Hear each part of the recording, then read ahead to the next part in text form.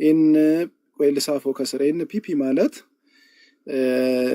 ኒው ፐርስፔክቲቭ ኦን ፖሊን ቴዎሎጂ ይባላል። ይሄ በፕሮቴስታንቱ እነ ኤኒቲ ራይት የሚባሉ ፕሮፌሰሮች ሁሉ የሚያጠኑት ምን ማለት ነው? ኒው ፐርስፔክቲቭ ኦን ፖሊን ቴዎሎጂ ላይ ምንድነው ሀሳቡ? ቅዱስ ጳውሎስን በጀስቲፊኬሽን ትምህርቱ የተረዳ ነው አይመስለንም። ድጋሚ የሚባል ነገር በስኮላሮቹ ዘንድ አለ፣ ስፔሻሊ ፕሮቴስታንት ኮንቴክስት። ለምንድን የተባለው? ቅዱስ ጳውሎስ የሚናገርበትን ኢሴንስ አላገኘነውም አይነት ነገር አለ። ይኸው እስቲ በዛውም ታየዋለህ አንተ የንባብህ ነገር ጥሩ ከሆነ ተመልከተው። አብሪቬሽን እሱን ስለሚያመለክት ማለት ነው። ወደ ዋናው ሀሳብ ስመጣልህ ምን ማለት ነው?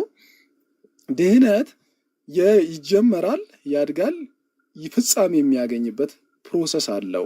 ጅማሬው በምን ይጀመራል? በእምነት ይጀመራል። አካሄዱስ በእምነት ይኬዳል። እስከ መጨረሻውም ደግሞ በእምነት ይጸናል። ያ ትክክል ነው። አሁን ምንድነው በኦርቶዶክሳውያን መካከል ያለነው ትልቁ እኛን ሚስኢንተርፕሬት የምንደረግበት ነገር ምንድነው? እምነቱ ብቻውን አያድነውም። አንድ ሰው ስለ ክርስቶስ አምናለሁ ማለቱ ብቻውን ድህነት አያመጣለትም እያለን እንጂ እምነት አያስፈልግምማ እንዴት እንላለን? ለምሳሌ ሃይማኖት የሚለውን ቃል ምናልባት በእንትኑ ካያችሁት፣ ለምሳሌ ዕብራውያን ምዕራፍ 11 ላይ በሃይማኖት ናምር ከመተፈጥረ ዓለም በቃለ እግዚአብሔር ይላል። ለምሳሌ ዕብራውያን ምዕራፍ 11 ቁጥር 3 ላይ ምን ማለት ነው? ዓለማት በእግዚአብሔር ቃል እንደተዘጋጁ የሚታዩትም ከማይታየው እንደሆነ በእምነት እናስተውላለን ይላል። ከዛ እዛ በኋላ ለአባቶችም እኮ የተመሰከረላቸው በዚሁ እምነት ነው ብሎ የእምነት አባቶችን ዕብራውያን ምዕራፍ 11 ላይ ይናገራል። ልብ ብለህ ስማኝ። ይህንን እንደውም በደንብ ስማ ቶምዬ። ዕብራውያን ምዕራፍ 11 እና ምዕራፍ 12 ላስታርቅልህ ልሞክር እግዚአብሔር በረዳኝ መጠን። ዕብራውያን ምዕራፍ 11 ላይ ሁሉን ነገር በሃይማኖት እናያለን ይልና አባቶች እኮ የተመሰከረላቸው በእምነታቸው ነው ይልና አብርሃምን፣ ሄኖክን፣ ሙሴን፣ እናታችን ሳራን፣ ረዓብን እነዚህን ሁሉ ይጠቅስና ከዛ ዕብራውያን ምዕራፍ 12 ላይ ስለዚህ እነዚህን የሚያሉ እንደ ደመና በዙሪያችን ካሉልን ይልና ልብ ብለህ ስማኝ። እኛም ሸክምን ሁሉ ቶሎም የሚከበንን ኃጢአት አስወግደን የእምነታችንን ልብ ብለህ ስማ ጀማሪና ምን ጀማሪ ብቻ አይደለም ክርስቶስ ፈጻሚውን ኢየሱስ ክርስቶስን ተመልክተን በፊታችን ያለውን ሩጫ በትዕግስት እንሩጥ ይላል። ለምን? ቀድሞ የነበረው ዕብራውያን 11 በደንብ ልብ ብለህ ስማ። እነ ሄኖክ እነ ሙሴ ሁሉ እነሱ ሁሉ በእምነት የተጓዙትን ተመልከቱ ይለንና ዕብራውያን ምዕራፍ 12 ሲገባ እናንተም አሁን ምን በጉዞ ያስቀምጠዋል። አየህ፣ ክርስትና ጉዞ ነው። አንድ ጊዜ ጨርሳችኋል ሳይሆን እነዚህን ሁሉ የሚያክሉ ምስክሮች ካለላችሁ ሸክምን አስወግዳችሁ ኃጢአትን አስወግዳችሁ የእምነታችሁን ምን ክርስቶስ የእምነት ጀማሪ ብቻ አይደለም ፈጻሚውን እርሱም ተመልክታችሁ በፊታችሁን ያለውን ሩጫ በትዕግስት እንሩጥ ይልና ራሱን ያስቀምጥልናል። መድኃኒታችን ኢየሱስ ክርስቶስን ምን ይላል? እርሱ ነውርን ንቆ በፊቱም ስላለው ደስታ በመስቀል ታግሶ በእግዚአብሔር ዙፋን ቀኝ ተቀምጧልና፣ ስለዚህ በነፍሳችሁ ዝላችሁ እንዳትደክሙ ከኃጢአተኞች እንዲህ ያለ መቃወም የደረሰበት እሱን አስቡ ይልና ስለዚህ ልጆቼ ሆይ የጌታን ቅጣት አታቃልሉ፣ በሚገርፋችሁ ጊዜ እምቢ አትበሉ። ጌታ የሚወደውን ልጅ ይቀበለዋል ይገርፈውማልና፣ ስለዚህ ለመቀጣት ታገሱ ይለናል። ለምን ሲባል ሩጫችሁን የጀመራችሁትን ጉዞ እንድትጨርሱት ብሎ ያስቀምጥልናል ማለት ነው። አሁን እንትኑ እንዲመጣልን ይሄ ሁሉ ጥቅሶችን እየደረደርኩልህ ወይም ያስቀመጥኩት ቶሚ ምንድነው ጅማሬውን ክርስቶስ ምን ይለዋል? የሃይማኖት ጀማሪ ብቻ አይደለም የሚለው ፈጻሚ ነው። ስለዚህ በዚህ ፕሮሰስ ውስጥ ምን በሉ ተመልከቱትና የቀደሙትንም በዙሪያችሁ የከበባችሁትን ምስክሮች፣ ምስክር ማለት ሰማዕት ማለት ነው በነገራችን ላይ። እሺ ግዕዙ ራሱ ሰማዓ ማለት አሁን ለምሳሌ እስመ ሰማዓ ቃሉ ምግባር ውእቱ ማለት የቃል ምስክሩ ምኑ ነው ማለት ነው ተግባሩ ነው እንደሚባለው ሁሉ የእምነት ምስክሮችን ተመልከቷቸው። ለምን? ጀምረው ጨርሰዋልና። ስለዚህ ድህነት ምን ማለት ነው? መጀመር፣ ከዛስ የእምነት ያስጀማሪያችንን ይዘን መጨረስ ማለት ነው። እነዚህን ጀምረው የጨርሱትን ተመልከቷቸው። ራሱን የሃይማኖታችን ጀማሪም ፈጻሚም ክርስቶስን ተመልከቱ ይላል ማለት ነው። ዘ ሆል ኮምፖነንት ኦፍ ሶቴሮሎጂ ማለት ነው። ሶቴሮሎጂ ማለት ሳልቬሽን ማለት ነው። ምንድነው? ኢት ኢዝ ኤ ፕሮሰስ ማለት ነው። እንጀምረዋለን በማ በክርስቶስ እንጨርሰዋለን በማ በክርስቶስ። እንዴት ነው የምንጨርሰው? ጀማሪያችንንም ጨራሻችንንም የሃይማኖታችን መሰረት የሆነውን ክርስቶስ እየተመለከትን ማለት ነው። አይ ቲንክ አማይ ክሊር ልበል ቶምዬ? እንዴት ነው አምጥቼ ሊሆን ሐሳቡን እንትን ይሆን ገልጬ ሊሆን በጣም የሚገርም ነገር ነው። በጣም ግልጽና ደግሞ ሀሳብህን የመግለጽ የማስተማር ችሎታ በጣም የሚደነቅ ነገር ነው። ባይ ዘ ዌይ ሁለታቸውም በጣም ግልጽ ነው። ለእኔም አንድ ተጨማሪ ምክንያቱም ግንዛቤም እንደዛ ፕሮሰስ እንደሆነ እስከ መጨረሻው ልንጸና እንደሚገባን የእግዚአብሔር ቃል ይናገራል እና ቅጽበት ነው ሲባል የተሆነ ቁንጽል የሆነ ነገር ባይዘወይ በዚህ ሁኔታ እንኳን እነርሱ ራሳቸውም የሚግባቡም አይመስለኝም። አንዴ የዳነ ሰው አይጠፋም፣ አንዴ የዳነ የዘላለም ድኗል የሚል እምነት ያላቸው ፕሮቴስታንቶች አሉ። ደግሞም የለም ሁሌም ድነታችን በጥንቃቄ መያዝ እንዳለብን በንስሐ ሁሌም መመለስ እንዳለባቸው ደግሞ የሚናገሩ ሌሎችም አሉና ለእኔ በጣም ግልጽ ሆኖልኛል። በእውነት በጣም ላመሰግን እወዳለሁ። በጣም ግልጽ ነው። ከፈቀዳችሁልኝ ሌላ በጣም የሚያስቸግረኝ አንድ ሌላ ነገር ምንድን ነው? መጽሐፍ ቅዱስ የእግዚአብሔር ቃል ተብሎ ነው የሚነገረው። መጽሐፍ ቅዱስ የእግዚአብሔር ቃል ነው ይባላል። ኦኬ፣ እግዚአብሔር ቃል ነው፣ የእግዚአብሔር ሀሳብ እንጂ የሰው ሀሳብ የሌላ የማንም ሀሳብ የለበትም ይላል። ይህንንም ብዙ ሰዎች ሲናገሩ ሰማለሁ። አንድ ያስጨነቀኝ ነገር አንድ ነገር ምን አለ፣ እንደምታስታውሱት እግዚአብሔር ፍቺን እንደሚጠላ እንደምታውቁት ሚልክያስ ላይ እግዚአብሔር ፍቺን በጣም እንደሚጠላ በጣም እንደሚጸየፈው ልክ እንደ ኃጢአት እንደሌላው ኃጢአት እንደሚጠላው ይናገራል። ሚልክያስ 2:16 በዚህ በፍቺ ጥያቄ ማቴዎስ 19 ላይ ትዝ ካላችሁ ፈሪሳውያን ኢየሱስን አንድ ጥያቄ ጠይቀውት ነበረ። ምን ይላል? ላንብበው። ፈሪሳውያንም ሊፈትኑት ቀርበው ይላል። ቁጥር 3 ላይ ነው። ማቴዎስ 19 ቁጥር 3 ላይ ፈሪሳውያንም ሊፈትኑት ቀርበው ለመሆኑ አንድ ሰው በማንኛውም ምክንያት ሚስቱን መፍታት ተፈቅዷልን ሲሉ ጠየቁት። እርሱም መልሶ እንዲህ አላቸው፣ ፈጣሪ በመጀመሪያ ወንድና ሴት አድርጎ እንደፈጠራቸው አላነበባችሁምን? እንዲህም አለ፣ ሰው አባቱንና እናቱን ይተዋል፣ ከሚስቱም ጋር ይጣመራል፣ ሁለቱም አንድ ስጋ ይሆናሉ የተባለው በዚህ ምክንያት አይደለምን? ከእንግዲህ አንድ ስጋ ናቸው እንጂ ሁለት አይደሉም። ስለዚህ እግዚአብሔር ያጣመረውን ሰው አይለየው ይላል።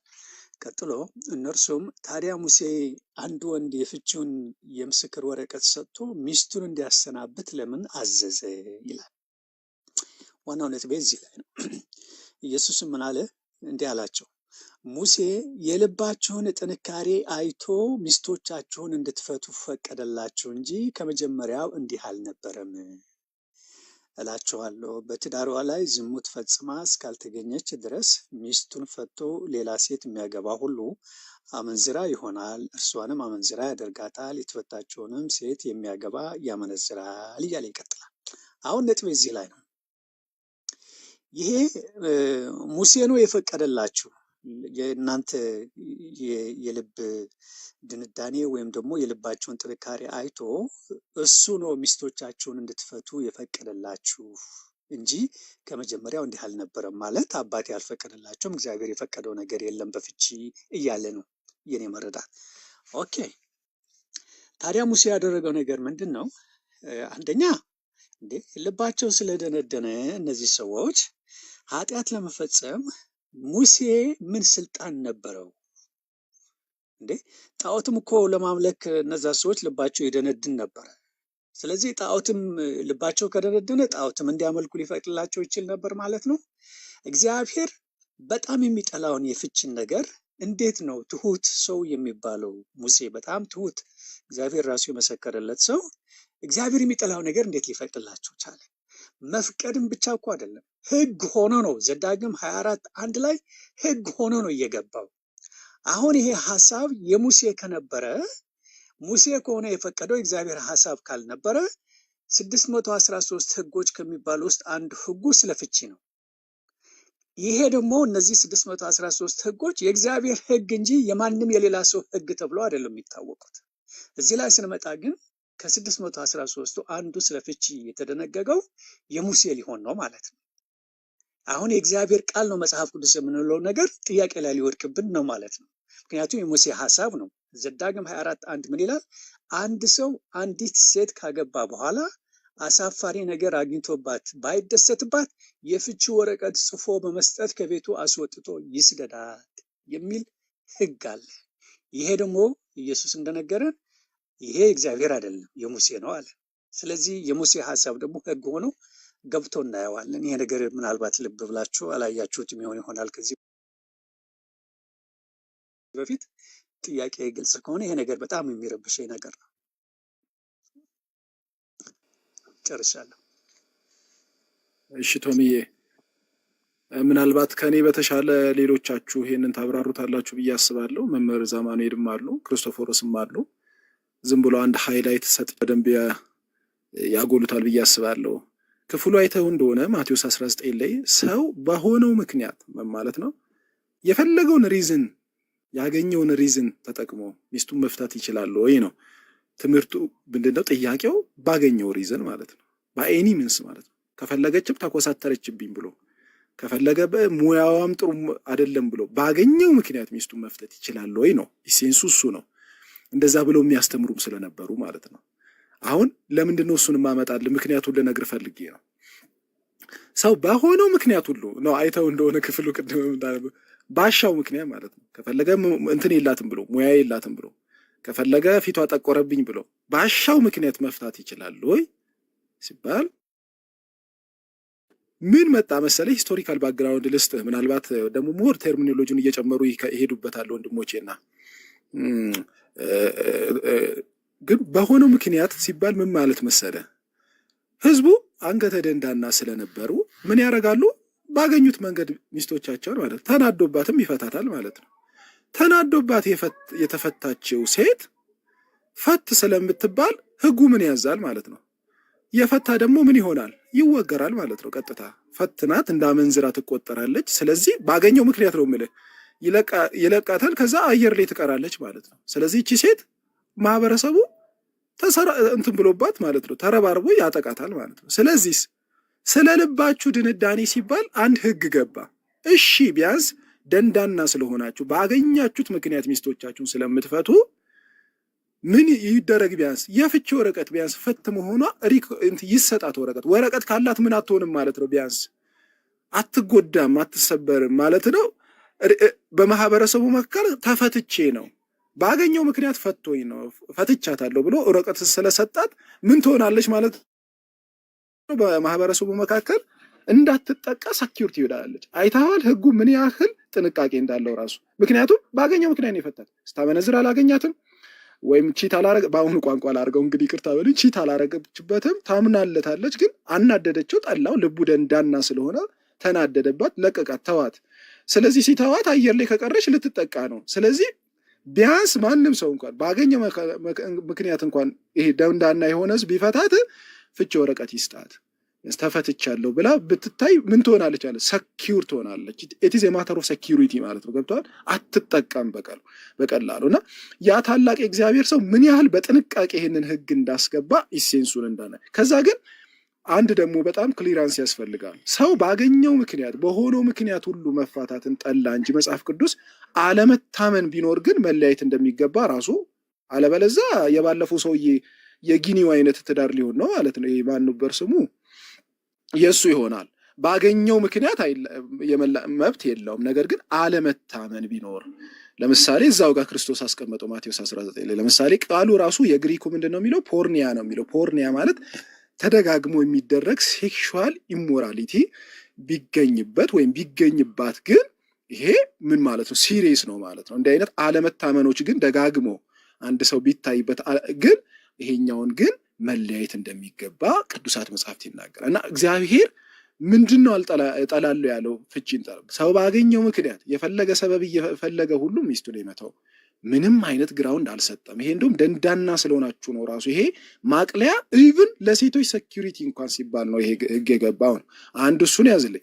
ሁለተኛው ምክንያት ግን ፍቺ የሚባለው ነገር ምን ሲመጣ ነው የሚፈጠረው የሚባለውንም ሲሪየስ ዲስቲንክሽን በመጽሐፍ ቅዱስ አስቀምጧል። እሱም ምን ለምሳሌ ቅድም ያስቀመጥከው በግሪኩ ማየት ትችላለህ ገብተህ። አለመታመኖች በተደጋጋሚ ቢታይበት ለምሳሌ አንዲት እህት ለአንድ ባሏ እማትታመን ከሆነ ያም ደግሞ በጣም በተደጋጋሚ የሚደረግ ከሆነ በተለይ በሴክሹዋል ኢሞራሊቲ ደጋግማ የምታደርገው ከሆነ ቅዱሱ መጽሐፍ አያስገድዳትም ከዛ ጋር እንድትኖር ማለት ነው። ምናልባትም የኃጢአቱ ተባባሪ ልትሆን ስለምትችል እንዲህ አይነቱ ጊዜ ሲፈጠር መለያየት ተገቢ ሊሆን ይችላል። እንዲሁም ደግሞ የማያምን መካከል ሆነው ግን በመሀል ድንገት አንደኛው ወደ እምነት መጣ። ከዛ መካከል አንደኛው በእምነቱ ያልሆነው ሰው በቃ መለያየት ፈልጋለሁ፣ የእምነቱ ሰው አይችልም እንደ ክርስቲያን ማለት ነው። በእምነቱ ያልሆነ ሰው ግን ልለይ ቢል ደግሞ አይገደድም። እንደ አንደኛ ቆሮንቶስ ምዕራፍ 7 መካከል መለየትን ይችላል ማለት ነው። በእምነት በክርስትና ያለው ግን መለየትን አይፍቀድለት ነው እና የእንትኑ ኢሴንስ ያ ነው፣ የትርጓሜው ኢሴንስ ያ ነው የሚለውን ቶምዬ ምናልባት ግልጽ ከሆነልህ፣ ካልሆነ ደግሞ ወንድሞቼ ይጨምሩ ነው ለማለት ነው። እግዚአብሔር ያክብርልኝ።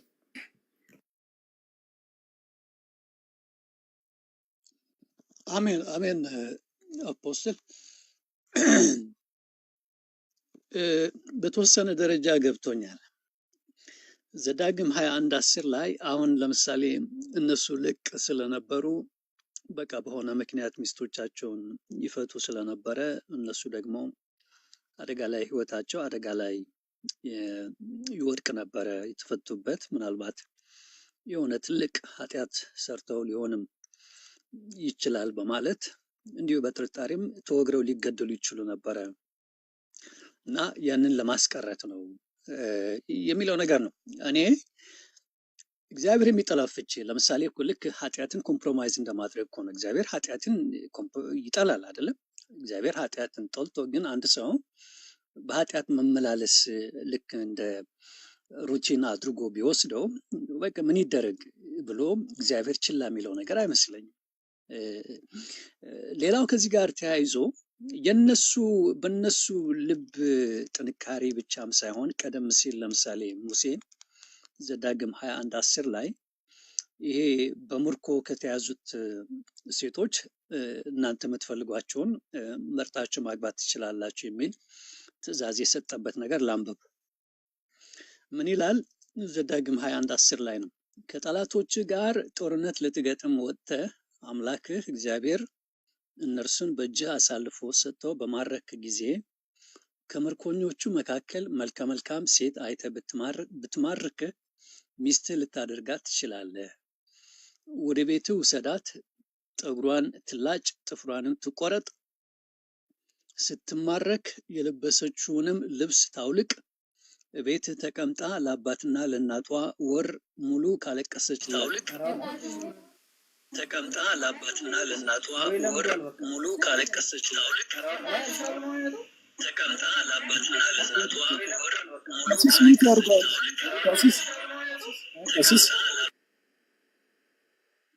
ይቅርታ ቸገረ። ቀሲስ ኖኪ የይቅርታ ጠይቅ ያለው ቶሚ ይቀጥል። እሺ ገብቶኛል። እሺ ያጋጥማል እንደዚህ አይነት ነገር። እሺ ስትማረክ የለበሰችውንም ልብስ ታውልቅ። ቤትህ ተቀምጣ ለአባትና ለእናቷ ወር ሙሉ ካለቀሰችላቸው በኋላ ልትደርስባትና ባል ልትሆናት እርሷም ሚስት ልትሆን ትችላለች ይላል። አሁን 14ኛ ምን ይላል? በእርሷ ደስተኛ ባትሆን ይላል። አሁን አየሁ ፕሮቪዥኑ ፈቃዱ ከራሱ ከመጽሐፍ ቅዱስ ነው እየተሰጣቸው ያለው። በእርሷ ደስተኛ ባትሆን ወደምትፈልገው እንድትሄድ ነፃነት ስጣት ማለት ፍታት ነው።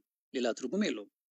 ውርደት ላይ ጥላሃታልና ልትሸጣት ወይም እንደ ባሪያ ልትቆጥራት አይገባህም ይላል። አሁን ከነሱ የልብ ድንዳኔ ኦኬ የራሳቸው የሆኑ የራሳቸው ዜጎች የሆኑ ዕብራውያኖችን ወይም እስራኤላውያን ሚስቶችን ፍቺ ላይ ምናልባት እንደፈለክ መፍታት አትችልም። ምናልባት ከፈታህ ደግሞ የፈታህበት ምክንያት የሚገልጽ ወረቀት ጽፈህ ስጣት የሚል ነገር አንተ እንዳልከው ምናልባት ለሴቶቹ ሴኩሪቲ ሲባል የተደረገ ነገር ነው። እኔ ግን ሲጀመር ኮምፕሮማይዝ ማድረግ እንዲህ በፈለገው መንገድ ሚስቱን የሚፈታ ሰው ሕግ በሕግ እንዲቀጣ እሱ ከተደረገ እኮ ዝም ብሎ ሚስቱን መፍታት አይችልም ነበረ። ለምን እግዚአብሔር የሚጠላውን ፍቺን እንዲህ ኮምፕሮማይዝ ሊሆን ቻለኝ የሚል ስቲል ጥያቄ አለብን። አንዱ እንዳለው ሆኖ አሁን ያነበብኩት ዘዳግም 21:10 ግን ጭራሽ ፈቃዱ የመጣው ከሙሴ ወይም ደግሞ ከእግዚአብሔር ነው የሚመስለው። በቃ በእርሷ ደስተኛ ባትሆን ምንም ይሁን ምክንያቱ ማለት ነው። በእርሷ ደስተኛ ባትሆን ወደምትፈልገው እንድትሄድ ነፃነት ስጣት ማለት ፍታት ነው። እዚህ ላይ ወረቀትን መስጠትም አያስፈልግም ማለት ነው። ምናልባት ግልጽ ከሆነ አፖስትሌ ግን ያልከው ነገር ገብቶኛል። ባይ ዘ ወይ ይሄ የሰው ሀሳብ የሚሉት ነገር ይሄ ብቻም አይደለም፣ ሌሎችም አሉ። ምናልባት እየሰፋ ሊሄድ ስለሚችል ከቶፒኩ አስፈቅጄ ነው ቶፒክ እንትኑን ቴንኪው ባይ ዘ ወይ ጥሩ ጥያቄዎች እየጠየቀ ነው። ግን ክሊራንስ ለመስጠት ልሞክር እስቲ። ለምሳሌ ከቅድሙ አንጻር ቶሚ ጨርሳለህ ጥያቄህን? ጨርሻለሁ። እሺ ወንድም አለም ቅድም ያነሳውላችሁን ሎው ኢሴንስ አለው። በነገራችን ኢሴንስ ኦፍ ሎው የሚባለውን ነገር ምናልባት ህግ ላይ የተማራችሁ ሰዎች ታውቃላችሁ። ሎው ኢሴንሱ እንትን አይደለም። እሺ ነገሮችን ምንድነው ማለት ነው ማሰር አይደለም አላማው። ሰው ህግ ሲታሰራል ማለት ህግ የሚወጣው ለማሰር ነው ማለት አይደለም። ምን ማለት ነው? በቀላሉ አሁን ለምሳሌ ባቡርን ኳስ ሜዳ መጫወቻ ሜዳ ላይ ብታስገባው ምንድነው ተፍ ብሎ ነው የሚያቆመው። ለምን? ባቡር ለሐዲድ ስለተሰራ። ባቡር በሐዲድ ላይ ግን እንደፈለገ ይሄዳል። ለምን? ሐዲድ ህጉ ስለሆነ። ልክ እንደዛ ኢሴንስ ኦፍ ሎው የሚባል ነገር አለ። እሱን እንድናየው አንድ በደንብ ያይዝልኝ። ሎው የሚወጣው ምን ማለት ነው? የሰዎችን እንደውም እግዚአብሔርን በመፍራት ምክንያት ህግህን ለሚወዱ ብዙ ሰላም ነው እንቅፋትም የለባቸውም ይላል መዝሙረ ዳዊት ምዕራፍ 118። አይ ህግህን ለሚወዱ ብዙ ለካ እንደውም ህግ ስለምንጥስ ነው የምንቸገረው ማለት ነው። ስለዚህ ህግህን ለሚወዱ ምንድን ነው? ብዙ ሰላም ነው እንቅፋትም የለባቸውም ይላል ልበ አምላክ ቅዱስ ዳዊት። እሱም ስለሚያውቀው ማለት ነው አባታችን ወድቆም ተነስቶ ስለሚያውቀው ለካ ህግን የሚያከብሩ ብዙ ሰላም አላቸው፣ ነፃነት ይላል። ስለዚህ ኢሴንስ ኦፍ ሎው ምንድን ነው? ነፃነትን መስጠት ነው። ፍሪደም። የትኛው ፍሪደም ከተባለ ይሄ ዓለም የሚለው ፍሪደም አይደለም። ይሄ ልቅነትን ሳይሆን በእግዚአብሔር ህግን በመጠበቅ የሚገኘውን ፍሪደም ማለት ነው። አሁን ወደ ህጉ ስመጣለህ አንድ ጥቅስ ላንብብል። ምናልባትም አንተም በደንብ ታየዋለህ። አንተ የማንበብና የማሰላሰል እንትንህ ጥሩ ከሆነ እንደዛም ይመስለኛል ሳይህ በደንብ ይህንን ኢሹ ታነሰዋለህ። ምክንያቱም ዋይድ እንዳይሆንብህ አንዳንድ ካልቸራል ፖለቲካል ምናምን ሴቲንጎችንም ኮንቴክስቶችንም ማየት ስለምጠይቅ ቅድም ባነሳ ነው ላይ ግን ሲሪየስሊ ከምን አንጻር ላንሳለህ? ለምሳሌ እግዚአብሔር ፈጣሪሽ ባልሽ ነው አላት እስራኤልን። እግዚአብሔር ምንሽ ነው አላት? ፈጣሪሽ ባልሽ ነው ይላታል እግዚአብሔር። ይሄ በምድራዊ መለኪያ ሳይሆን ምን ያህል ቦንዳቸው ጠንካራ እንደሆነ ለእስራኤሎች ሲነግራቸው ማለት ነው። የሚገርምህ ግን ቅድም ያነሳው ቆይ ምናልባት እስቲ ከተመቸኝ ይቅርታ ካሜራ ላብራ እስቲ ከተመቸኝና ለማሳየት ልሞክር።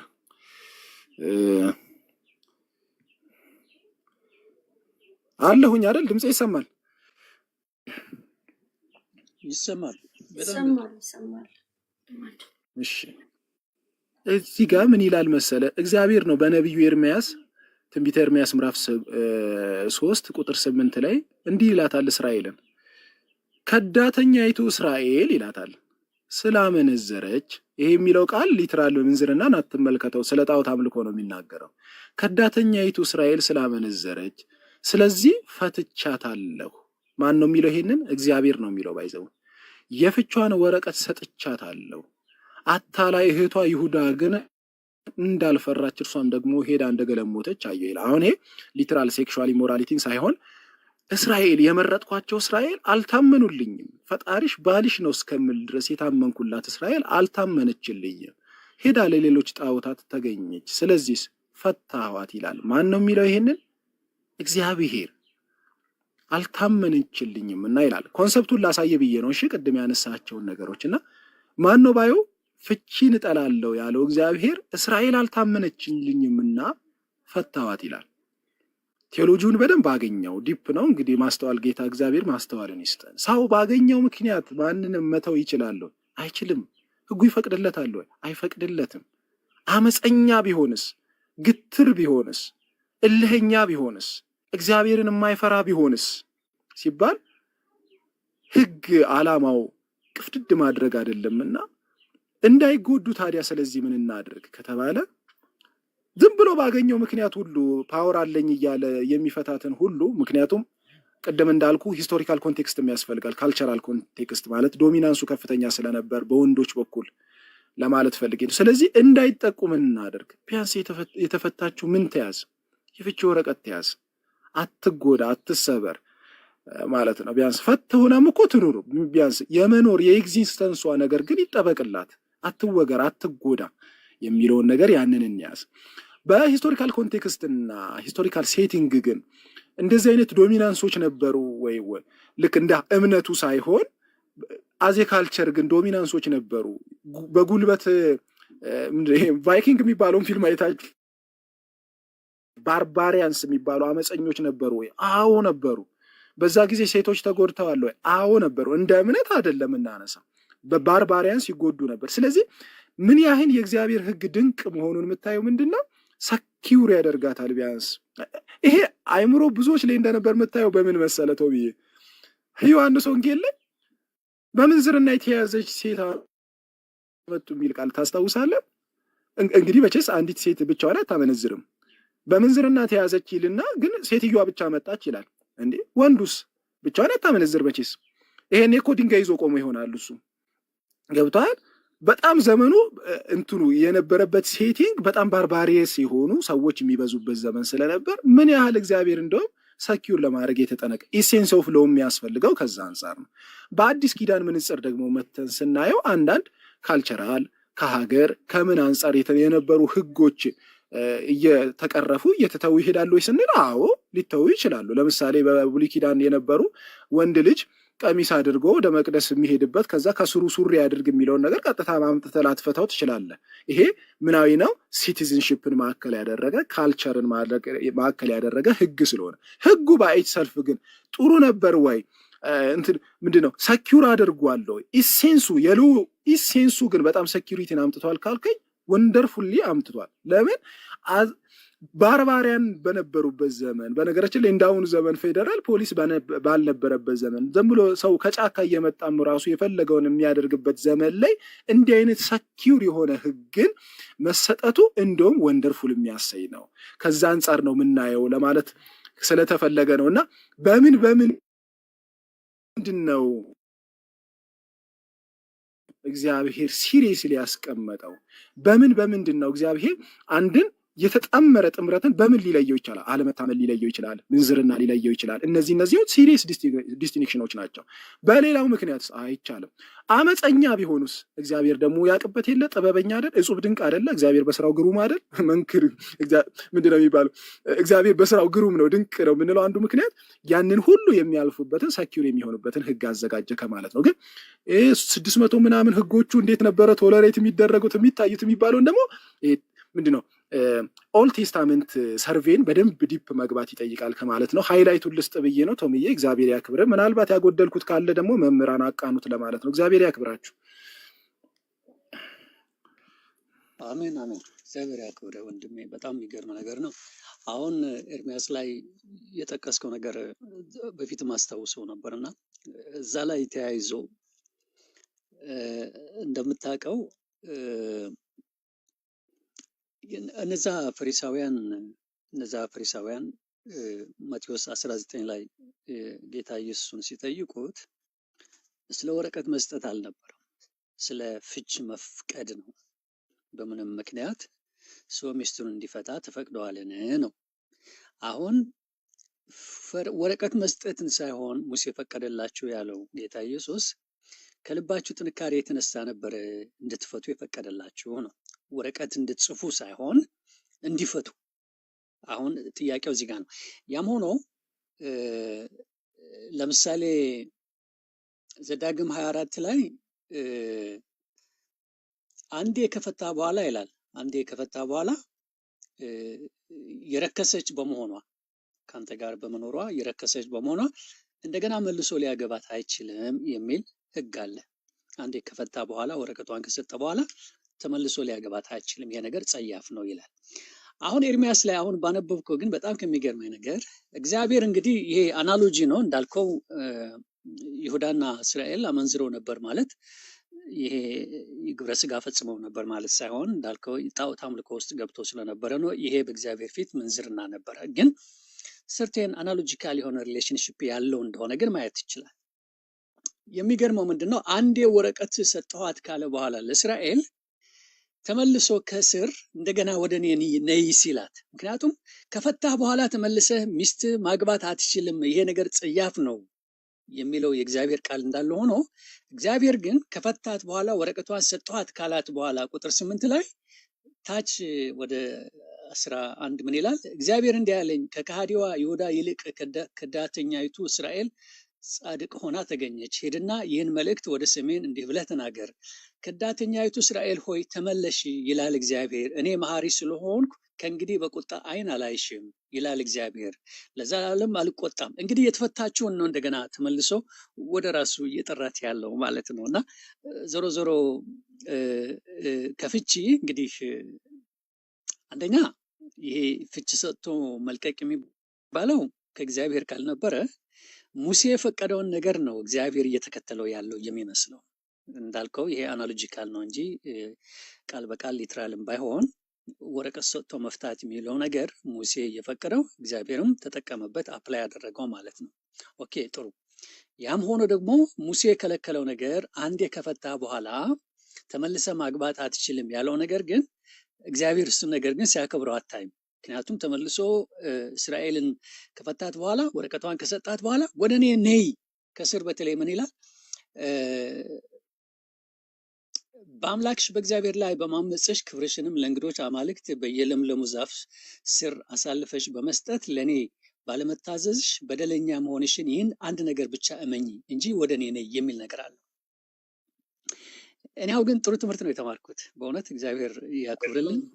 እሺ ጥሩ አንስታልና እግዚአብሔር ያክብርልን። አንድ እሱ ላይ ጥሩ ያነሳው ነገር አየህ እንትን ምን ገባ ማለት ነው። ለምሳሌ በእኛ ደግሞ እናውጣ። አሁን አናሎጂዎች ስላሉ ሂስቶሪካል አናሎጂ እንስጥህ ማለት ነው። ምን አይነት ሂስቶሪካል አናሎጂ? የሴቶሮሎጂካል ሂስቶሪ ማለት ነው። ይሄ ናሬቲቭ ሂስትሪ ኦፍ ሴቶሮሎጂ የምንለው ማለት ነው። የደህንነት ታሪክን ስናየው እግዚአብሔር ከኛ ጋር ተወዳጀ። ይሄ ምን ይባላል? በድሮ በሜሶፖታሚያ ሱሳሪያኒቲ ቫሳል ትሪቲ የሚባል አለ። ሱሳሪያኒቲ ቫሳል ትሪቲ ማለት በሁለት በማይመጣጠኑ መካከል የሚደረግ ኪዳን ይባላል። እግዚአብሔርና ሰው ኪዳን ገባ። ከዛ ኪዳኑን አፈረሰ። ሰውየው ማለት ነው፣ እኛ ማለት ነው። አዳም አፈረሰ። ሲያፈርስ እግዚአብሔር ምን አለው? አይ አላፈረስክም፣ ና ከኔ ጋር ሁን አላለውም። አባረረው ከገነት ይላል። ምኑን ማለት ነው? ኪዳኑን ምን ማለት? አፈረሰ። እሺ ተዋል። አሁን ሰፊ ኮንሰፕቱን እያያዝኩ ልመጣ ነው። ከዛ ሄደ። የሚገርም ነገር ኪዳኑ መለያየቱ ትክክል ነው። ኪዳን ገብተው ነበር፣ ከበላ ትሞታለህ ብሎት ነበረ። ሰፊ ኮንሰፕቱን ያዝልኝ፣ አናሎጂውን ብቻ ያዝልኝ። ከዛ ተለያዩ፣ መለየትን ወደደ እግዚአብሔር። ከዛ እግዚአብሔር ውይ ችግር የለውም አላለውም፣ ተለያይተናል ብሎ ተለያየ ማለት ነው። በኪዳኑ በኩል የሚመጣውንም ጉዳትን አሳየውና ተለያየው። የሚገርም ነገር መለያየት ከተለያየ በኋላ እግዚአብሔር መልሶ ደግሞ ሲዋጀው ታየዋለ። መልሶ ደግሞ ሊዋጀው ሲመጣ ታያለ። መልሶም ሊዋጀው ሲመጣ ግን ፈቃዱን ደግሞ አሁንም አይነፍገውም ማለት ነው። መልሶ ኢንቫይት ሲያደርገው ታያለ ማለት ነው። ያኔ የነበረውን ሰፓሬሽን መልሶ ኢንቫይት ሲያደርገው በምን ታያለ? ከእንደገና ያው ከእግዚአብሔር ወጥቶ የነበረውን ሰው ሊመልሰው እግዚአብሔር ከእንደገና ኪዳን ሲገባለት ከእንደገና መጥቶ ሊታረቀው ታያለ። ያ ሲታረቀው ግን በምን አይነት መንገድ ነው ካሉ አሁንም ፈቃዱን ተሰጥቶት ነው ማለት ነው። ልክ ምንድነው የውዳሴ ማርያም እኛ ላይ አለ። ታውቀው እንደሆነ ቶሚ በልጅነትም ስላደክበት ውዳሴ ማርያም የመጀመሪያው ምዕራፍ ፈቀደ እግዚእ አግዞ ለአዳም ሀዝነ ወትኩዘ ልብ ወያግቦም ዘትጋት መንበሩ ነው የሚለው ማለት ወደ ቀደመው ስፍራ ይመልሰው ዘንድ እግዚአብሔር ፈቀደ። አሁን የሚመልሰው ዘንድ መጣ። ግን ለቆት ነበር ባይዘው ኪዳን አፍርሰሃልና ብለው ተለያይቷል። አሁን ምንድን ነው? አሁን ሲሪየስ የሆኑ የሞራል ጉዳዮች ሲኖሩ መለያየት ጥሩ ነው። ባይዘው አደራ ልብ ብላችሁ ስሙኝ። ባገኘው ምክንያት የሚለውን ነገር ለአመፀኞቹ እንተውላቸው። ኢሞራል በሆነ መንገድ ኪዳን በማፍረስ ባለመታመን መካከል ያለ ግን መለያየት ቢመጣ መለያየት ተገቢ ነው። መለያየቱ ተገቢ የሚሆነው ለምንድን ነው? መመለስም ሊመጣ ስለሚችል ያ የተለየው ሰው ሊጎዳም ስለሚችል፣ ምክንያቱም ኪዳን አፍርሶ ስለሄደ ሊሰበር ስለሚችል በንስሐ የመመለስ እድሉ እንጂ አለበለዚያ ምን ይሆናል መሰላችሁ? መተባበር ሊሆን ይችላል። አንድ ሰው ለምሳሌ አንዲት ቅድም አንስቻለሁ። አንድ ወንድም አንዲት የሚወዳት 10 ለምሳሌ ቺት እያደረገበችበት ከቻለ እንደውም ሊያስጠረጥር ይችላል። ምክንያቱም አዝም ብሎ መሸከሙ ምን ያመጣበታል ማለት ነው?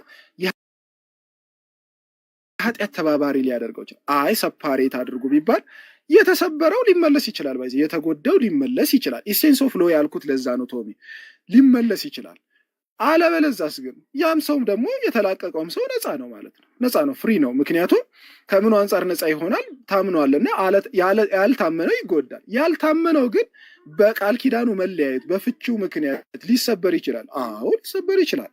በነገራችን ላይ ተሰብሮ ተጎርቶ ንስሐ ዕድል ቢያገኝስ?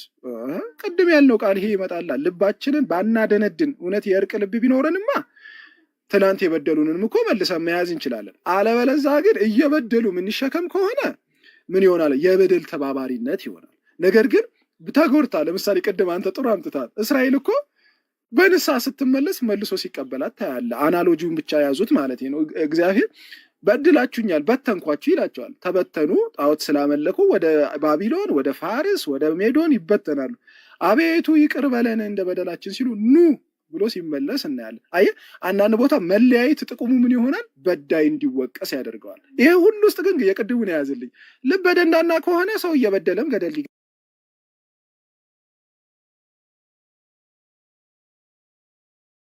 ሊገባ ይችላል። አንዳንድ ሰው እኮ ላይመለስም ይችላል።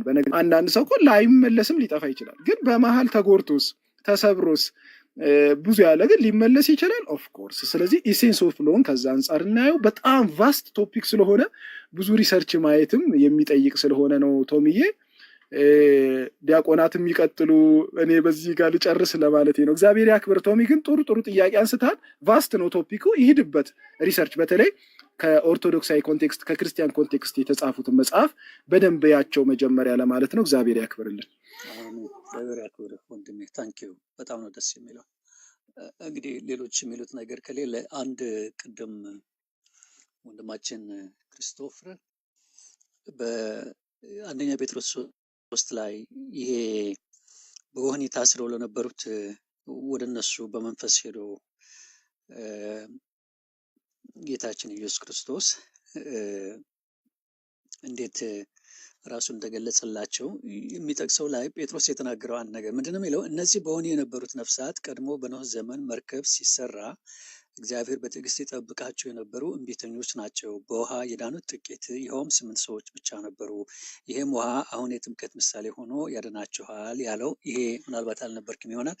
በዚህ ጉዳይ ላይ እየተነጋገሩ ነበር እና ያኔ ብልጭ አንድ የሆነ ነገር ጥያቄ አእምሮዬ ላይ አጫረብኝ። ምንድን ነው ምሳሌ እንግዲህ ያው እንደምታውቁት ጥምቀት ማለት በውሃ ውስጥ መዘፈቅ ማለት ነው የሚል ትርጉም ያለው ይመስለኛል። ኦርቶዶክስ ምናልባት ትንሽ የተለየ ይመስለኛል።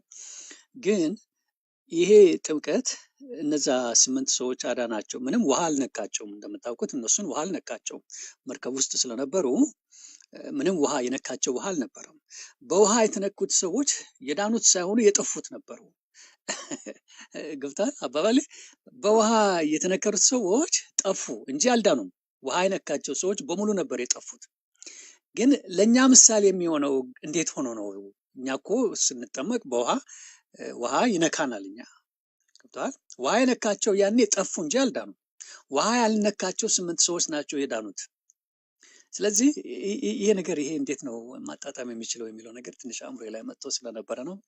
ግን ያን ያክል ብዙ እንትን አይደለም። ዋናው ነጥቡ ውሃ ምሳሌ ሆኖ ማዳን እንደሚችል ነው ክርስቶፈር ኤምፋሳይዝ ማድረግ እንትን ይል የነበረው። ግን ዝም ብሎ በመሀል ስለመጣልኝ ነው። ያን ያክል አይደለም ጥያቄው። እግዚአብሔር ያክብራችሁ። በእውነት በጣም ነው ደስ የሚለው። ለመጀመሪያ ጊዜ ነበር የመጣሁት ዛሬ። ችግር የለም። እግዚአብሔር ያክብርልን። ጥሩ ጥሩ ጥያቄዎች ነው የምትጠይቃቸው። ለሁላችንም ለመማር ይሆን። ትክክል ነው። ምን ማለት መሰለ፣ በአጭር ቃል መንፈሳዊ ምስጢራት ለሚያምኑበት የመዳን ምክንያት ይሆናል፣ ላላመኑበት የጥፋት ምልክት ይሆናል ማለት ነው። አሁን ለምሳሌ ልክኛ መንፈሳዊ ምስጢራት ምንለው ማለት ነው።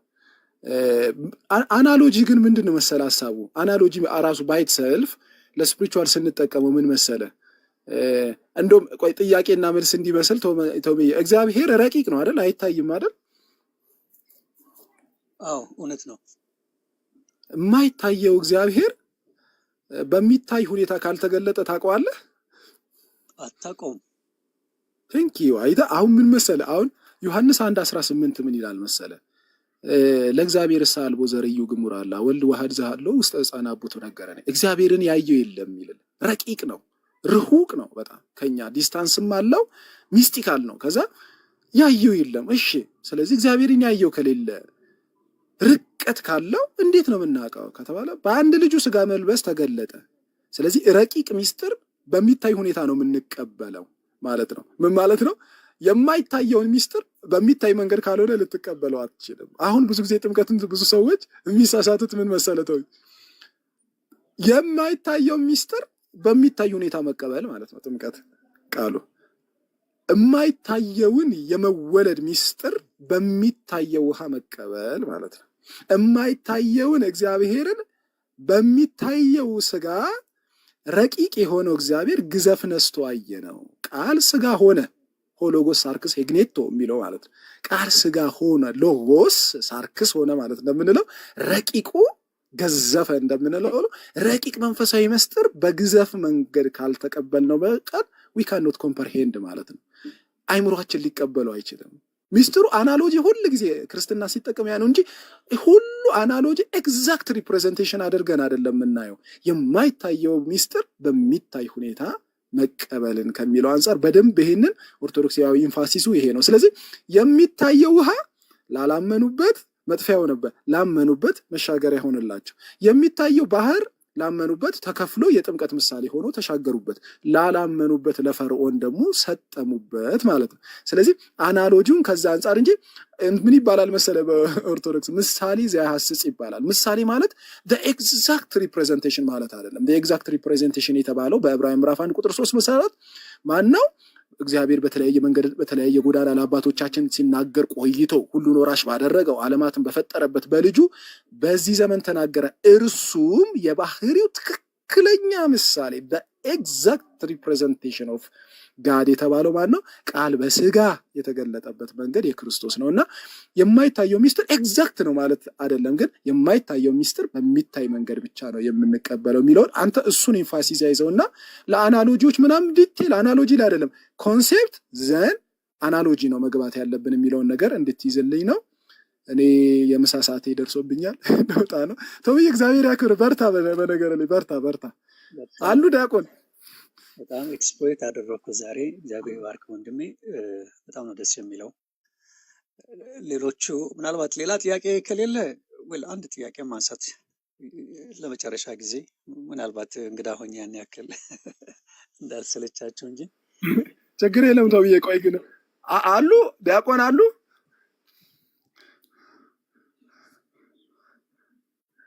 እሺ እኔ ልሞክር ቶምዬ፣ እስቲ ምናልባት ጥያቄ መጨረሻ ልሞክርና ልውጣ። እሺ በዛ አዎ ቅድም አንስቼው ነበረ ስለ ጽድቅና ስለ ድነት። አንደኛ ጴጥሮስ ላይ ጻድቅ የሚድነው በጭንቅ እንደሆነ የሚናገረው እንትን አለ። ጻድቅ የሚድነው በጭንቅ ከሆነ አመፀኛውና ኃጢአተኛው እንዴት ሊሆን ይሆን ይላል። አሁን ግን ከሮሜ 10:9 ጋር አያይዤ ነበር ይህንን ያነሳሁት። ሮሜ 10:9 እንደምታውቀው ሰው በልቡ አምኖ ይጸድቃል ይላል፣ በአፉ መስክሮ ይድናል። አሁን ጽድቅና ድነት አንደኛ ልዩነት አላቸው ወይ? ልዩነት አላቸው ወይ? ሰው ጸደቀ የሚባለው መቼ ነው? ዳነስ የሚባለው ምን ሲሆን ነው? ምክንያቱም ሁለቱም አንድ ቢሆኑ ኖሮ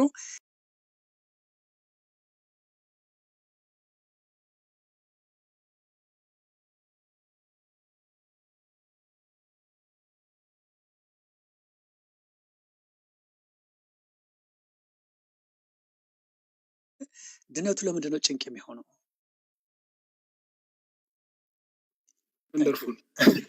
ወንደርፉል ባይዘው ጥሩ ጥያቄ ነው ቶሚ የሚጠይቀው። በነገራችን ላይ በሰበቡ እኔም እየተባርኩ ነው እየተናገርኩኝ፣ ሌሎቻችንም ትምህርት ይሆናል።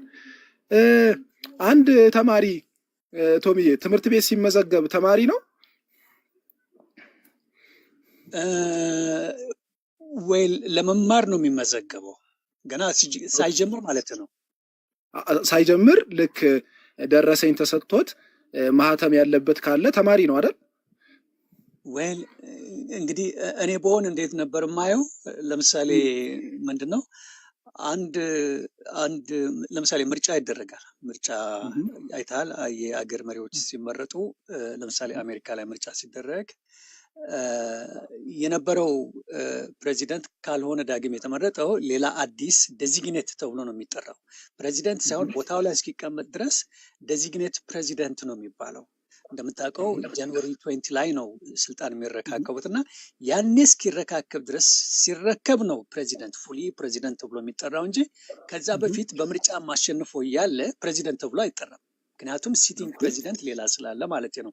አሁን ትምህርትም ክፍል ካልጀመረ ለእኔ ተመዝግቧል፣ ለመማር ተመዝግቧል፣ ተመዝጋቢ ብዬ ነው የማስበው እንጂ ተማሪ ነው ለማለት አሁን እኔ ኤኒሃው የራሴ ኦፒኒየን ነው። ኦኬ ገብቶኛል። ቅድም ያልኩን ያዝልኝ። ምሳሌ ዘያስጽ የሚባል አለ በኦርቶዶክስ ኤግዛክት ሪፕሬዘንት አናደርግም። በምሳሌ ግን ተማሪ ከፈለ። ለምሳሌ እኔ አሁን ዘንድሮ የሆነ ለመማር ተመዘገብኩበት አለ፣ ደረሰኙ እጄ ላይ አለ፣ ማህተም ያለበት አለ፣ ተማሪ ነህ ብሎኛል። ከዛ ስመዘገብ ተማሪ ነኝ በሚለው ያዝልኝና አንተም ያልከው ይሁን ችግር የለውም። ከዛ ትምህርት ጀመርኩ፣ ክላስ ስጀምር ተማሪ ነኝ። ክላስ ስትጀምር ተማሪ ነህ። በቪዛ ብታረግልህ ጥሩ ነው። እሺ አንድ ሀሳብ ላመጣ ብዬ ነው ቶሚዬ፣ ይቅርታ ያኛው ቶሚ ይሄም ቶም ስለሚል ነውና ቶሚዬ። ከዛ እሺ ተማሪ ነው አይደለ እንትን ቶሚዬ የሆነ ትምህርት ተምርሃል ብዬ አስባለሁ። የሆነ ነገር ምንም ቢሆን ከሰርቲፊኬትም ይሁን ዶክትሬት ይሁን ምን ይላል ሰርቲፊኬቱ ላይ ቶማስዬ አይተው ታውቃለህ? አይ እኔ በሰርቲፊኬት ደረጃ ብዙ ትምህርት አልገፋሁም። 12ኛ ክፍል ምን እንደሚል ሰርቲፊኬት አላውቅም። ኦኬ እሺ፣ ይሄ ሰርቲፊኬት ማለት በዲግሪም ይሁን በማስተርስም ይሁን በምንም ሰርቲፋይ የሚሆንበት ላይ ምን እንደሚል ታውቃለህ? ከስር እንደው እጄ ላይ ቢሆን ኖሮ አሳየ ነበርና እኔ ልክ ምን ይልታል ዲስ ሰርቲፊኬት ጀስቲፋይድ ባይ ይልና በተቋም ይናገራል። ጀስቲፋይድ ባይ ማለት ተማሪው ተመዝግቦ ትምህርቱን ተከታትሎ ጨርሰዋልና ይሄ ኢዝ ጀስቲፋይድ ነው ማለት። ዲስ ኢዝ ኮልድ ጀስቲፊኬሽን። ጨርሷልና የተመሰከረለት ነው። ሂ ኢዝ ሰርቲፋይድ ባይ አዲስ አበባ ዩኒቨርሲቲ። ሂ ኢዝ ሰርቲፋይድ ባይ ወይም ሺ ኢዝ ሰርቲፋይድ ባይ እንትን ተቋም። ሰርቲፋይድ ናት፣ ጀስቲፋይድ ናት ማለት። ስለዚህ ምን ማለት ነው? ሲመዘገብም ተማሪ ነው፣ ሲጨርስም ተመስክሮለታል ማለት። ክርስትና ማለት እንደዛ ነው። ስንቀበለው ኢዝ ጀስቲፋይድ ክርስቲያን ጀምሯል። ልክ ሲጨርስም ኢዝ ጀስቲፋይድ ባይ ጋር ተመስክሮለታል። እናንተ የአባቶቼ ደግሞ ባሪያዎችና ምስጉን የሆናችሁ ወደ ተዘጋጀላችሁ ደስታ ግቡ ሲባል ዶስ አር ምን ማለት ነው? ጀስቲፋይድ ባይ ጋር ይመሰከርላቸዋል፣ ሰርቲፋይድ ይሆናሉ ማለት። ስለዚህ ጀስቲፊኬሽን ኢዝ ኢት ኢዝ ኤ ፕሮሰስ ቢለውን ከቅድሙ ጋር ዊዝ ሲምፕል አናሎጂ እንድታይልኝ ፈልጌ ነውና ምስክርነት ከዛ አንጻር ይሰጠዋል ማለት ነው። ይሄንን ያዝልኝ አንደኛው። ሁለተኛ ቅድም ያመጣው በጭንቅ ያለው ለምንድን ነው የሚለውን ቃል በጣም ሲሪየስሊ አድርገን እናየው። ለምንድን ነው በጭንቅ የተባለበት የሚለውን ላምጣለን። በጭንቅ የተባለበት ምክንያት አንደኛ የአልቲሜት ግቡ ምንድን ነው? የመዳን አልቲሜት ግቡ ከተባለ ክርስቶስን መምሰል ነው፣ እግዚአብሔርን መምሰል ነው። አሁንም እንግዲህ ምሳሌ ዘያስጽ ነው፣ ግን በጣም ሲምፕሊፋይ ለማድረግ እንሞክር። አንድ ሰው ጥሩ ፖስቸር እንዲኖረው ፈለገ። ምን ማለት ነው? ጥሩ አውትፊት እንዲኖረው ፈለገ። ወይም ደግሞ ምን ማለት ነው? ጥሩ ሲክስ ፓክ ያለው ጥሩ ደረት ያለው ፊት የሚያደርግ ሰው ለመሆን ፈለገ። ያንን ጀመረ። ልክ ሲጀምር ዲሲሽኑን በወሰነበት ሰዓት ጀምሮ ያ ሰው ውሳኔ ይከበርለታል። ያንን ግን አውትፊት ለማምጣት ምን ይሆናል ማለት ነው? ከነገ ጀምሮ አሁን እኔ ዛሬ በወስን ከነገ ጀምሮ 11 ሰዓት ተነስቼ ዳይ ሩጫ ይጀመራል ማለት ነው። ሩጫ ይጀመራል። ሲታፕ፣ ፑልአፕ፣ ዲጋፕ ምናምን ሰራና ምኑ እየመጣ ይመጣል። ያ አውትፊት፣ ያ የተፈለገው ቅርጽ፣ ያ የተፈለገው መልክ፣ ያ የተፈለገው ምንድነው ቢዩቲ የሆነ ኤስቴቲካል ቦዲ እንዲመጣ ምን ይሆናል ማለት ነው? ራሱን ያስጨንቀዋል። ደን አልቲሜት ጉሉ ላይ ያን የመሰለ ውብ የሆነ አውትፊት ይመጣል ማለት ነው። ዳት ኢዝ ኮልድ ምን ማለት ነው? በቀላልም ቋንቋ ያ የክርስቶስ መልክ እንደ ክርስትና የሚመጣው በምንድን ነው? በመወለድ ይጀመራል። ነገር ግን በዲሲፕሊን ይመጣል ማለት ነው።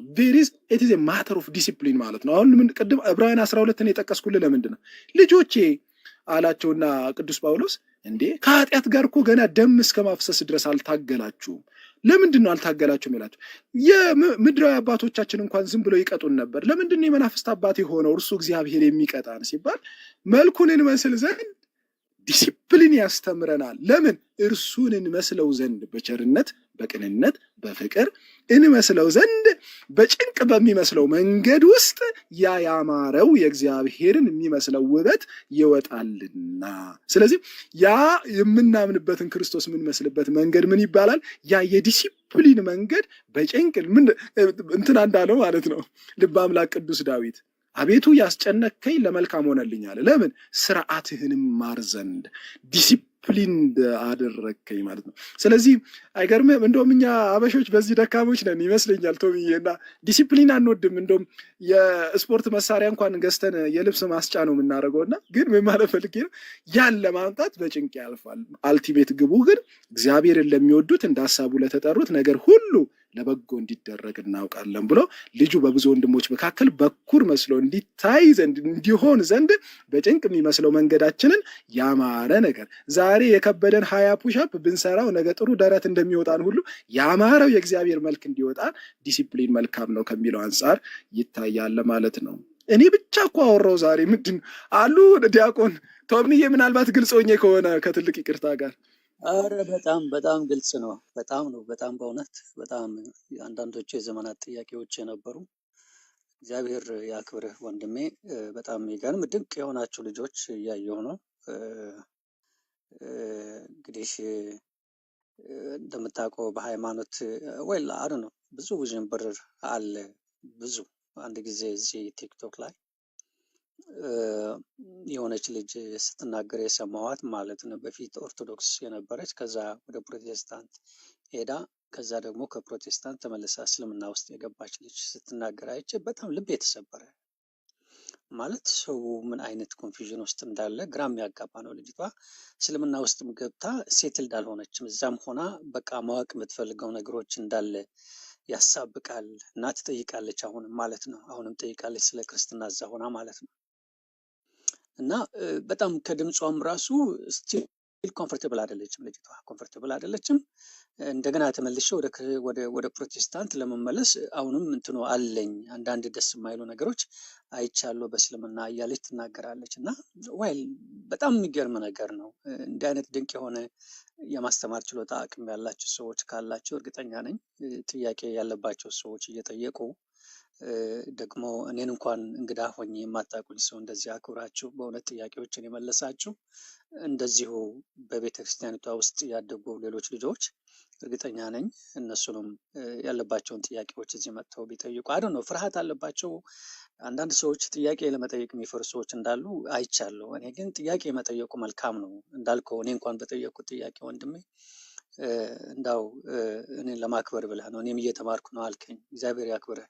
ስለዚህ ጥያቄ ሲነሳ ለመላሹም ቢሆን አንዳንድ ጊዜ በጥልቅ ነገሮች እንዲያስብበት ይበልጥ እንዲመራመርበትም እድል ስለሚከፍት ጥያቄ መጠየቅ መልካም ነው እና እግዚአብሔር ያክብራችሁ። በጣም ነው ደስ ያለኝ።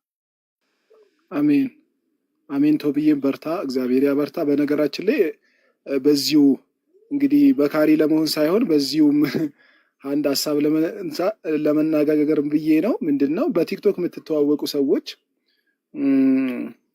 ማለት ብዙም የምትተዋወቁ ሰዎች ማለት እንዲህ የምንተዋወቅ ሰዎች ተጠያየቁ ለማለት እንትን ልበል አንዴ እንደው እንደ ሪኮሜንዴሽን ውሰዱልኝ፣ እንደ ምክር ሳይሆን እንደ ምክር ሀሳብ ነው የሚባለው። ሪኮሜንዴሽን ይባል የለ ሪሰርች ሲሰራ ፋይናሊ ምንድን ነው የሚባለው?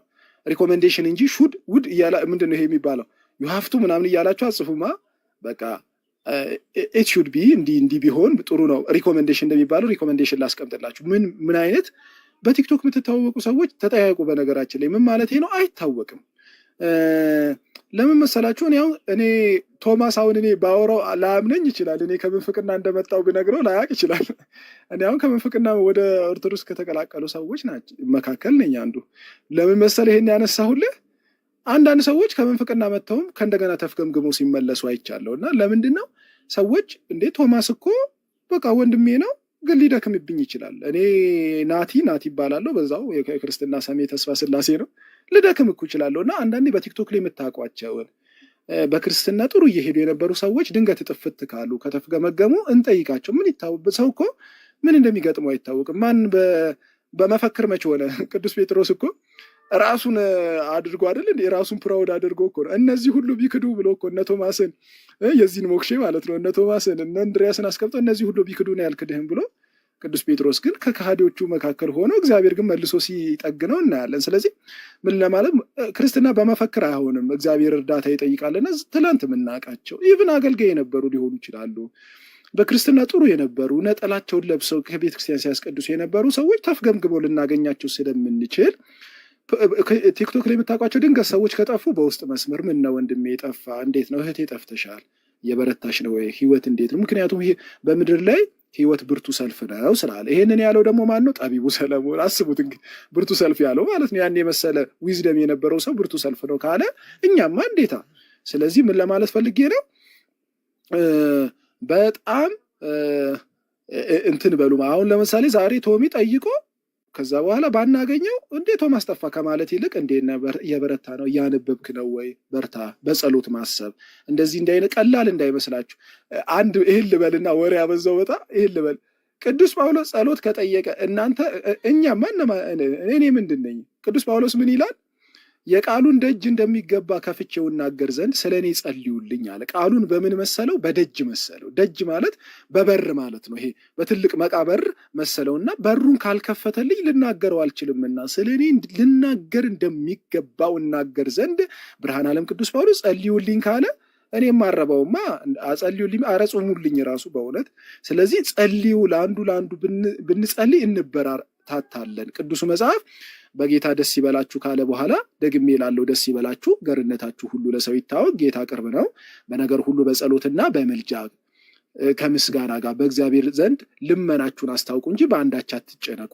አእምሮን ሁሉ የሚያልፍ የእግዚአብሔር ሰላም ልባችሁና ሀሳባችሁን በክርስቶስ ኢየሱስ ይጠብቃል። አእምሮን ሁሉ የሚያልፍ ሰላም ይጠበቅ። ስለዚህ በጸሎት በምልጃ ልመናችሁን አስታውቁ ብሏልና ስለ ቶማስ፣ ስለዛኛውም ቶማስ፣ ስለዛ አማኑኤል መምህራችን፣ ስለ ፋኖ፣ ስለ ሮቢ፣ ስለበዙ፣ ስለ ክርስቶፎሮስ እንዲሁም 180 ውስጥ ስላሉት ወንድሞች እህቶቻችን ሁሉ እንጸልይላቸው። ቅዱሳን ጸሎት ከጠየቁ እኛማ እንዴታ እና እንተጋገዝን። በዚህ አይነት በጸሎት ቢያንስ ሰዎችን ይዘን መቆማችንን አንርሳ። ያን ጊዜ እግዚአብሔር ይረዳቸዋል። ማመንም ፍላጎትንም በእኛ የሚሰራ እግዚአብሔር ስለሆነ ለማለት ነው።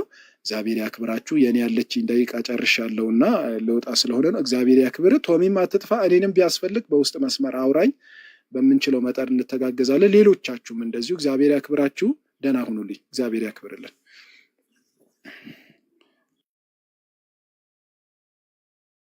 ዲያቆን አሉ መጥተዋል። ዲያቆን ክርስቶፎሮስ፣ መምህር ዘአማኑኤል አሉ። ማንም የለም። ቃለ ሕይወት ያሰማልን። ውድ መምህራችን እጅግ በጣም እናመሰግናለን። ዲያቆን ያሉ አይመስለኝም። መምህር ካሉ አንድ ነገር ቢሉ መልካም ነው። እስከሚመጡ ድረስ ዲያቆን መምህር ዘአማኑኤል አሉ። መምህር ዘአማኑኤል አሉ። አይ ቲንክ እሳቸው ጋርም ሌሊት ስለሆነ ቀን ሌሊት ስለሆነ ምናልባት ሊያርፍ ይችላል። ሌላ ነገር ነው። ሮቢዬ ቅድም የሆነ መልእክት አለኝ ብለሽ ነበረ። እስኪመጡ ሆልድ አውን እንትና ክርስቶፎን ሲመለስ ስፔሻሊ እሱን መስማት ስላለበት ነው እና ችግር የለውም። እጠብቃቸዋለሁ። ብሬክ ገና 1 ሰዓት ስለሆነ የሚጠረፍ እጠብቃለሁ። ሰላም ጤና ይስጥልን። እንዴት ናችሁ? ከላይም ከታችም ያላችሁ ክርስቶፎሮስ እስኪመጣ ቅድም ርዕሱን በተመለከተ አብረን ሁላችን እንወያይ። አፖስቶሊክ አብረህ ትኖራለህ ወይስ እንዴት ነው? እሺ ቀጥሉ፣ ተወያዩ። እንትን ልበልና ሚውት አድርጌ እሰማለሁ። ምናልባት ከኔ የሚጠበቅ ትንሽ ነገር ካለ ኮንትሪቢዩት አደርጋለሁ። እሺ ቀጥሉ እናንተ። እሺ ወንድሜ። መልካም። ክርስቶፎሮስ እስኪመጣ አሁን ምንድነው ርዕሱ የሚለው? ፕሮቴስታንቶች እንድትድኑ ይህን አድርጉ ነው የሚለው። ስለዚህ የመዳንን ወደ ርዕሱ እንደገና ልንመለስ ነው ማለት ነው እና ለመዳን ማለት በመጀመሪያ መዳን ማለት ምን ማለት ነው የሚለውን ባጎደልኩ እንግዲህ ትሞሉት ያላችሁ መምህራንም ዲያቆናትም ስላላችሁ በመጀመሪያ ምንድነው መዳን የምንለው?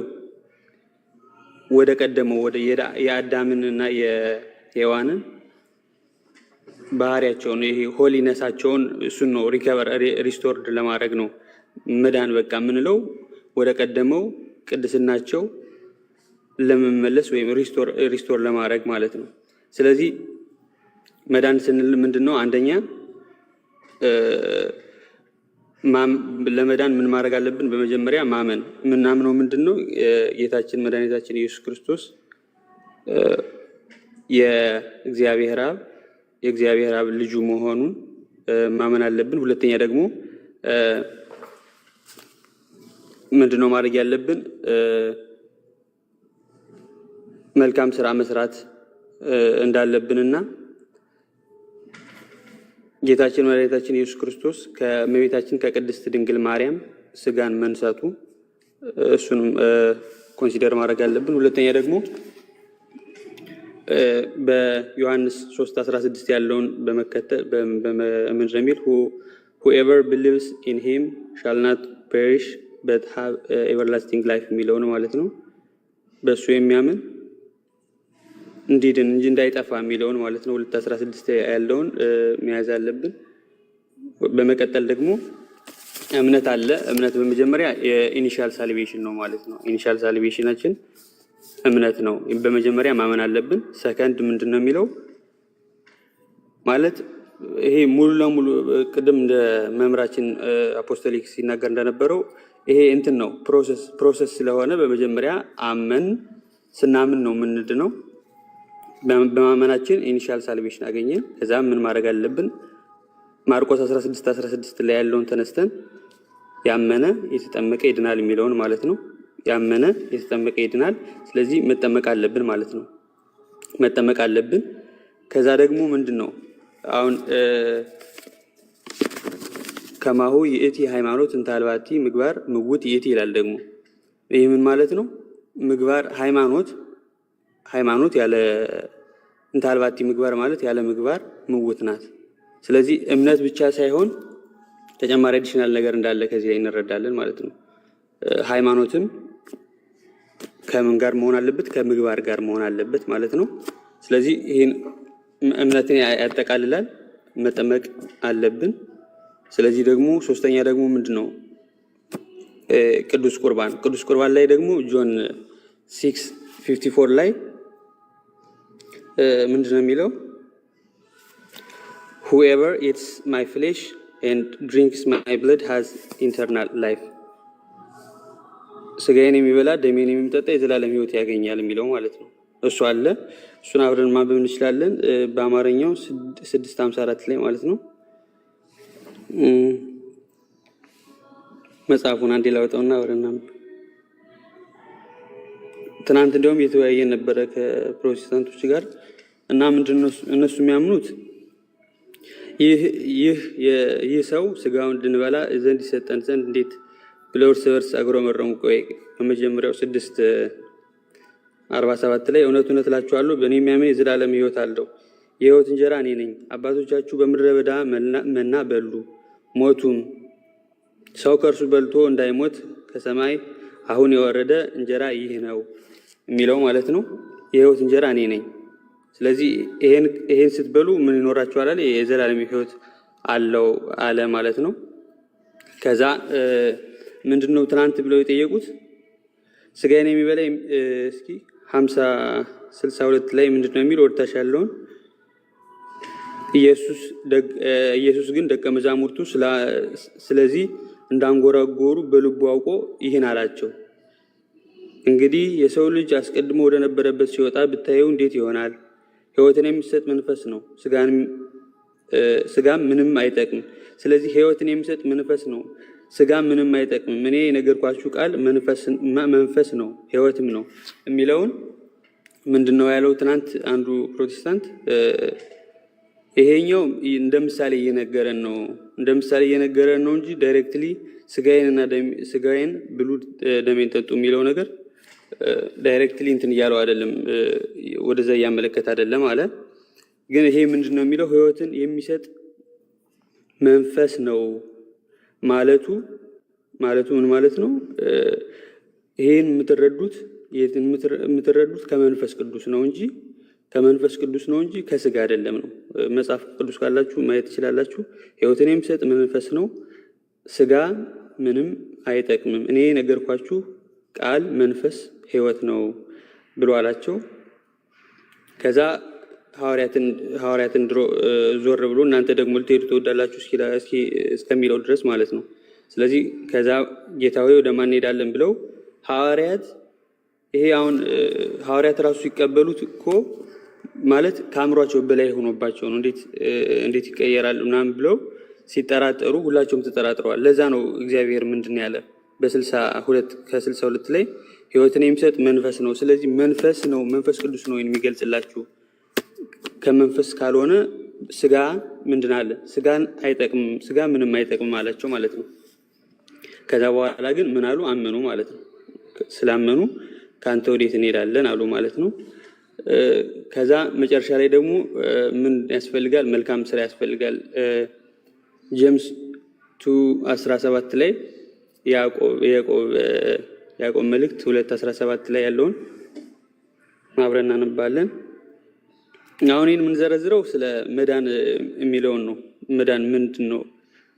ምን ያድርጉ የሚለውን ነው። እንድትድኑ ምን አድርጉ የሚለውን ለመዘርዘር ነው። እና ምንድን ነው የሚል the church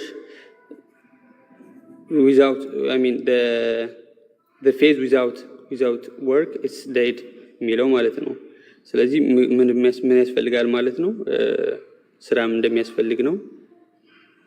ምግባርም ያስፈልጋል። መልካም ስራ እየሰራን ከእግዚአብሔር ጋር እስከ መጨረሻው ድረስ መጽናት ይኖርብናል ማለት ነው። ይሄን ለማለት ነው። አመሰግናለሁ። እግዚአብሔር ይስጥልኝ። እሺ ቃሉት ያሰማልን። ቶቢ እናመሰግናለን። አክቹአሊ እዚህ ውስጥ ቤት ውስጥ ተማሪዎች ትበዛላችሁ እና ብዙ ጊዜ የተማራችሁትን ዶክመንት ራሱ እያገላበጥክ ነው እና የተናገርከው በጣም ጥሩ ነው።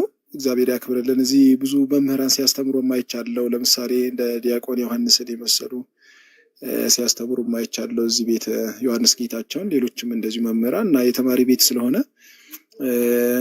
የተማራችሁትን እንደዚህ ዶክመንት አድርጋችሁ የተጠያየቃችሁ ስለቆያችሁም እግዚአብሔር ያክብራችሁ። ጥሩ ነገር ነው ያነሳችሁት።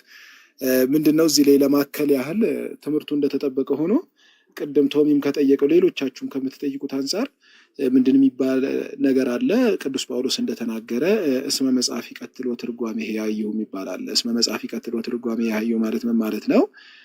ፊደሉ ብቻውን ጽሁፉ ብቻ ይገድላቸዋል፣ ያጠፋቸዋል። ህይወት ግን ትርጓሜ ኢንተርፕሬቴሽን ኦፍ ዘ ቴክስት ግን ይታደጋቸዋል ብሎ ቅዱስ ጳውሎስ ይናገራልና ይሄንን በጣም ኢንፋሲስ ተሰጠዋለች ቅዱስ ቤተክርስቲያናችን። ሰው የሚድነው ትርጓሜ ላይ ነው። እስቲ ከስራ አንድ ጻፉልኝ እየተከታተላችሁ ያላችሁ። እስቲ ይሄን ክፍልም የምታስታውሱት አይ ቲንክ ክፍሉ መዝሙረ ዳዊት ላይ ነው። ስፔሲፊክ ቦታው ጠፋኝ። የቃል ፍቺ ያበራል ሕፃናትን አስተዋይ ያደርጋል የሚለው ጥቅስ የምታስታውሱት እስቲ ከስር ጻፉት እስቲ በኮሜንት እንደው መምህራኑ እስኪመጡ ለመማማሪያ እንዲሆነ። የቃል ፍቺ ያበራል ሕፃናትን አስተዋይ ያደርጋል የሚለውን ቃል ታስታውሱታላችሁ ወይ? አስታውሳለሁ በሉ እስቲ። ወይ ደግሞ እንትኑን ጻፉት ከስር እየተሰማማን ከሆነ ማለት ነው። ሀሳቡን ላነሳላችሁ ፈልጌ ነው። ታስታውሱታላችሁ ይህን ሀሳብ? ወይ አዎ ወይ አይደለም በሉኝ። የቃል ፍቺ ያበራል ሕፃናትን አስተዋይ ያደርጋል የሚል የእግዚአብሔር ቃል አለ። ወይም አላስተዋዮችን አስተዋይ ያደርጋል የሚል የእግዚአብሔር ቃል አለ። አይ ቲንክ መዝሙር 118 ላይ ይመስለኛል። የስ ቴንክ ዩ አዎ ቶሚዬ ማለት እና እሱ ቃል ልብ ብላችሁታል። ምንህ ነው ያበራል የተባለው? ምኑ ነው? እስቲ መልሱት እስቲ እንደው ምንህ ነው ያበራል የተባለው? እስቲ ቅድም ከተናገርኩት ጥቅስ ምንህ ያበራል የተባለው የቃልህ ምንድን ነው የተባለው? ይሄን ካልመለሳችሁ እንደውም አልወርድም። እንደ መንግስት ወንበር ነው የማየው። ከስር መልሱልኝ እስቲ ኮሜንት። ምንህ ነው የተባለው? ቴንኪዩ ፍቺህ፣ የቃልህ ፍቺ ኢንተርፕሬቴሽን ኦፍ ዘ ወርድ ማለት ነው። ካልተፈታ ትርጉም የለውም። አንድ ሰው መጽሐፍ ቅዱስ ተሸካሚ እንዲሆን አይደለም። በነገራችን ላይ ቅዱሳት መጽሐፍ የፍቺው ባለቤት እንዲሆን ነው። የፍቺው ባለቤት ደግሞ ቴንኪ ዋው መዝሙር 118 በቅንፉ ሲሆን 119 ይሆናል ማለት የቃለ ፍቺ ያበራል። ልክ ነኝ ማለት ሕፃናትን አስተዋዮች ያደርጋል ማለት ፍቺው ነው የሚያበራልን ማለት ነው። ምን ይላል ሉቃስ ወንጌል ምዕራፍ 24 ቁጥር 45 ላይ ሉቃስ ወንጌል ምዕራፍ 24 ቁጥር 45 ላይ በዚያን ጊዜ ይላል ጌታችን አምላካችን መድኃኒታችን ኢየሱስ ክርስቶስ ክብር ይግባው ለደቀ መዛሙርቱ መጽሐፍትን ያስተውሉ ዘንድ አእምሯቸውን ከፈተላቸው ይላል። ስለዚህ ፍቺ ነው የሚታደገን ማለት ነው። ጥቅስ ከጥቅስ አይደለም። እንደ ሌላው አካባቢ እንዳሉት ከሮጥን እንጠፋለን። ፍቺው ምንድን ነው? እግዚአብሔሩ ፍቺውን ንገረኝ፣ ቤተክርስቲያን ደግሞ ስንዱ እመቤቷ ፍቺውን እንዴት አስቀመጠች አስተምረኝ ማለት ያለብን። ፍቺ ከሌለው ሰው እንደፈለገው ነው የሚሄደው። ቅድም ቶሚስ ያነሳ ስለገረበኝ ነው ዮሐንስ 6ን እኮ ያጡት ቃል በቃል ስለወሰዱት ነው ብዙዎች።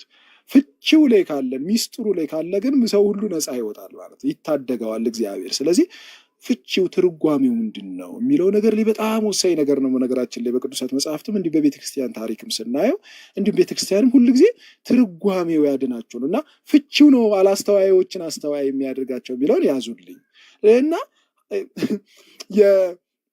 የቤተክርስቲያን ሊቃውንት ትልቁ ችሎታቸው ምንድን ነው? እሺ ቴንኪ ክርስቶፈርስ፣ ይህን ሀሳብ ልጨርስና ወደ እሳቸው እንሄዳለን። የቤተክርስቲያን ሊቃውንት ትልቁ ኳሊታቸው ምንድን ነው? የተጣሉ የሚመስሉንን ቴክስቶች ያስታርቁልናል ማለት ነው። እንዴ ቆይ ገላትያ ላይ እንዲህ ይላል፣ ያዕቆብ ላይ እንዲህ ይላል ምን ለማለት ብለን ኮንፊውዝድ እንዳንሆን እግዚአብሔር ክብር ይግባውና ታላላቅ ሊቃውንትን በቤተ ክርስቲያን ውስጥ ሰጠን ማለት ነው። ከዛ መጽሐፉን ያስታርቁልናል ማለት ነው። ምን ማለት ነው? እርስ በርስ መጽሐፉ ተጣልቶ ሳይሆን እኛ የተጣሉ የመስሉንን መጽሐፍ ያስታርቁላል። ከዛ መካከል አንዱ ምንድን ነው? ሶቴሮሎጂ ያልነው የነገረ ድህነት ትምህርት እኛ ኮንፊውዝ የሚሆንብንን እቺ ስንዱ የሆነች እመቤት የሆነችው ቅድስት ቤተክርስቲያናችን ግን ሰንዳለን በደንብ አድርጋ የተጣሉ የሚመስሉን ቴክስትን አስታርቃለን ስላለች ወደ ቅድስት ቤተክርስቲያን መገስገስ ይሁንልን። ትምህርቷን እንስማ። ሊቃውንቶቿ ምን አሉኒ?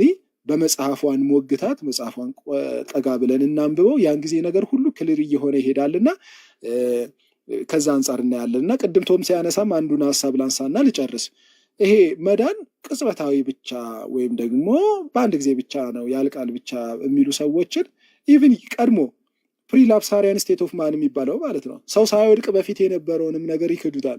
ለምሳሌ አዳም እኮ እግዚአብሔር ሲሰራው ንጹህ ነው፣ ግን ምንድነው ቆይቶ ነው የወደቀው አይደል እንዴ? እንዲወድቅ አረገው ካላለን በስተቀር ንጹህ ሆኖ የተፈጠረው ወደቀ ካልን፣ ስለዚህ አንድ ሰው ዳግም በክርስቶስ ያገኘውን ሕይወት ባይዘው ሊወድቅ እንደሚችል ከአዳም በላይ ራሱ ምን ምሳሌ አለ አይደለ? ስለዚህ ፍጻሜው እስኪሚመጣ ድረስ ከመጨረሻው ድረስ በቤቱ እንድንጸና እንደውም ቅዱስ ጳውሎስ እንዳለ ሩጫውን ጨርሻለሁ ሃይማኖትን ጠብቄያለሁ እንዳለ መጀመርማ ማንም ይጀምራል። ማራቶን አላያችሁም? ሲጀምር በአንድ ጊዜ 200 ሜትር 300 ሜትር ቀድሞ ሮጦ በኋላ ግን ሩጫው ላይ የማታገኙት እንደውም አቋርጦ የሚወጣ ሞልቷል። ስለዚህ ከጨረሱት ያድርገን ለማለት ነው። እግዚአብሔር ያክብርልን። እንኳን ደህና መጡ ዲያቆን፣ ይቀጥሉ። ያጎደልኩት ካለ ይሙሉበት። ቃልን ያሰማልን። ናስሻ አረ ምን ይጎላል? አብዛኛውን እውነት ለመናገር አልሰማችሁም። ወጣ ገባ እያልኩ ነበርና ሌላ ስልክ ነበረ እሱ እንትን እያልኩ ደግሞ የተወሰነውንም ሰምቻለሁ። ቃልን ያሰማልን፣ መንግስትን ያወርስልን። ጥሩ ነው ያስተማርከን፣ በተለይ ቁጭ ብሎ ለተማሩት። እኔ እንኳን ወጣ ገባ አልኩ ትንሽ። ቶማስ ጋር የተግባባችሁ ይመስለኛል። አሪፍ ነው እንደዛ ከሆነ። ቶማስ ከስር አይ ቲንክ እጅ ያወጣው እሱን አይደል? ኦኬ አለ እንዴ ገስት ላይ? እኔ እኮ የወረድክ ነው የመሰለኝ። አለ ቶሚ፣ ምናልባት እኔ በስርዓት ያልመለስኩት ካለ ዲያቆን እርሶ ደግሞ ይቀጥሉበት። ግን ጥሩ እንደዛ እንኳን አይኖርም። አይ ቶማስ ጥሩ ልጅ እኮ ነው የምልህ። ሲጀመር ማለት ራሱን ልክ ያው ያለውን አክቹዋሊ ኤግዛክትሊ ነው እንትን ያለው ምንድነው እንደው በቃ ዝም ብዬ እንዲሁ ዝም የተቀበልኩት ነው ሳላየው ሳልማረው ምን ሳለው ስለዚህ ዝም ብዬ ላንብብና ለወቀው አይነት ነገር ሙድ ውስጥ ገባ እንጂ እኮ እና እንደዛ እንደገባ ነገረኝ እንጂ ስቲል ነው እሱ ወዴት የሚሄደው ነገር የለም።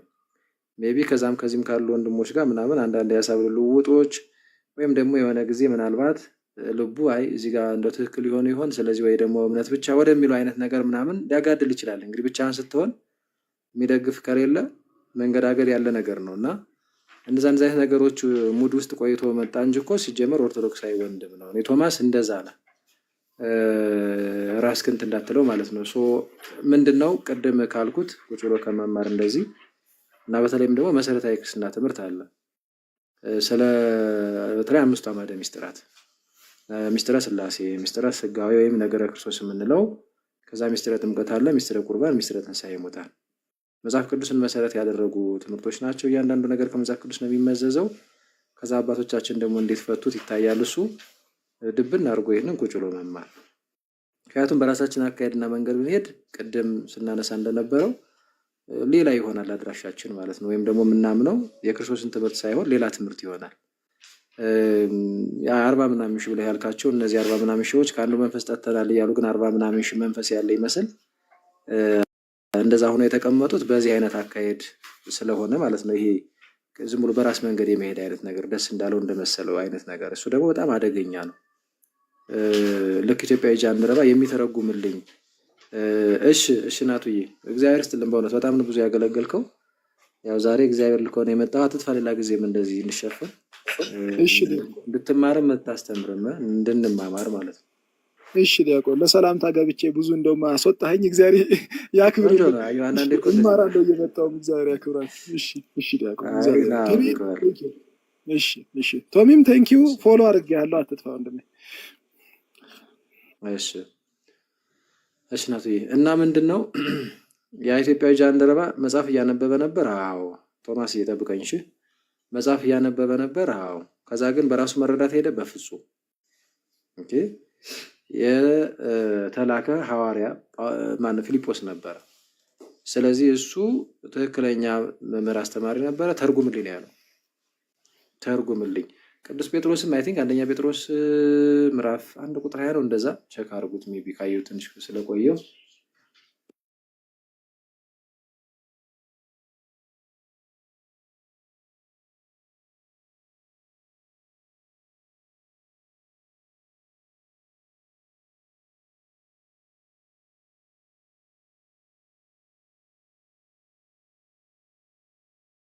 እሺ ይቅርታ።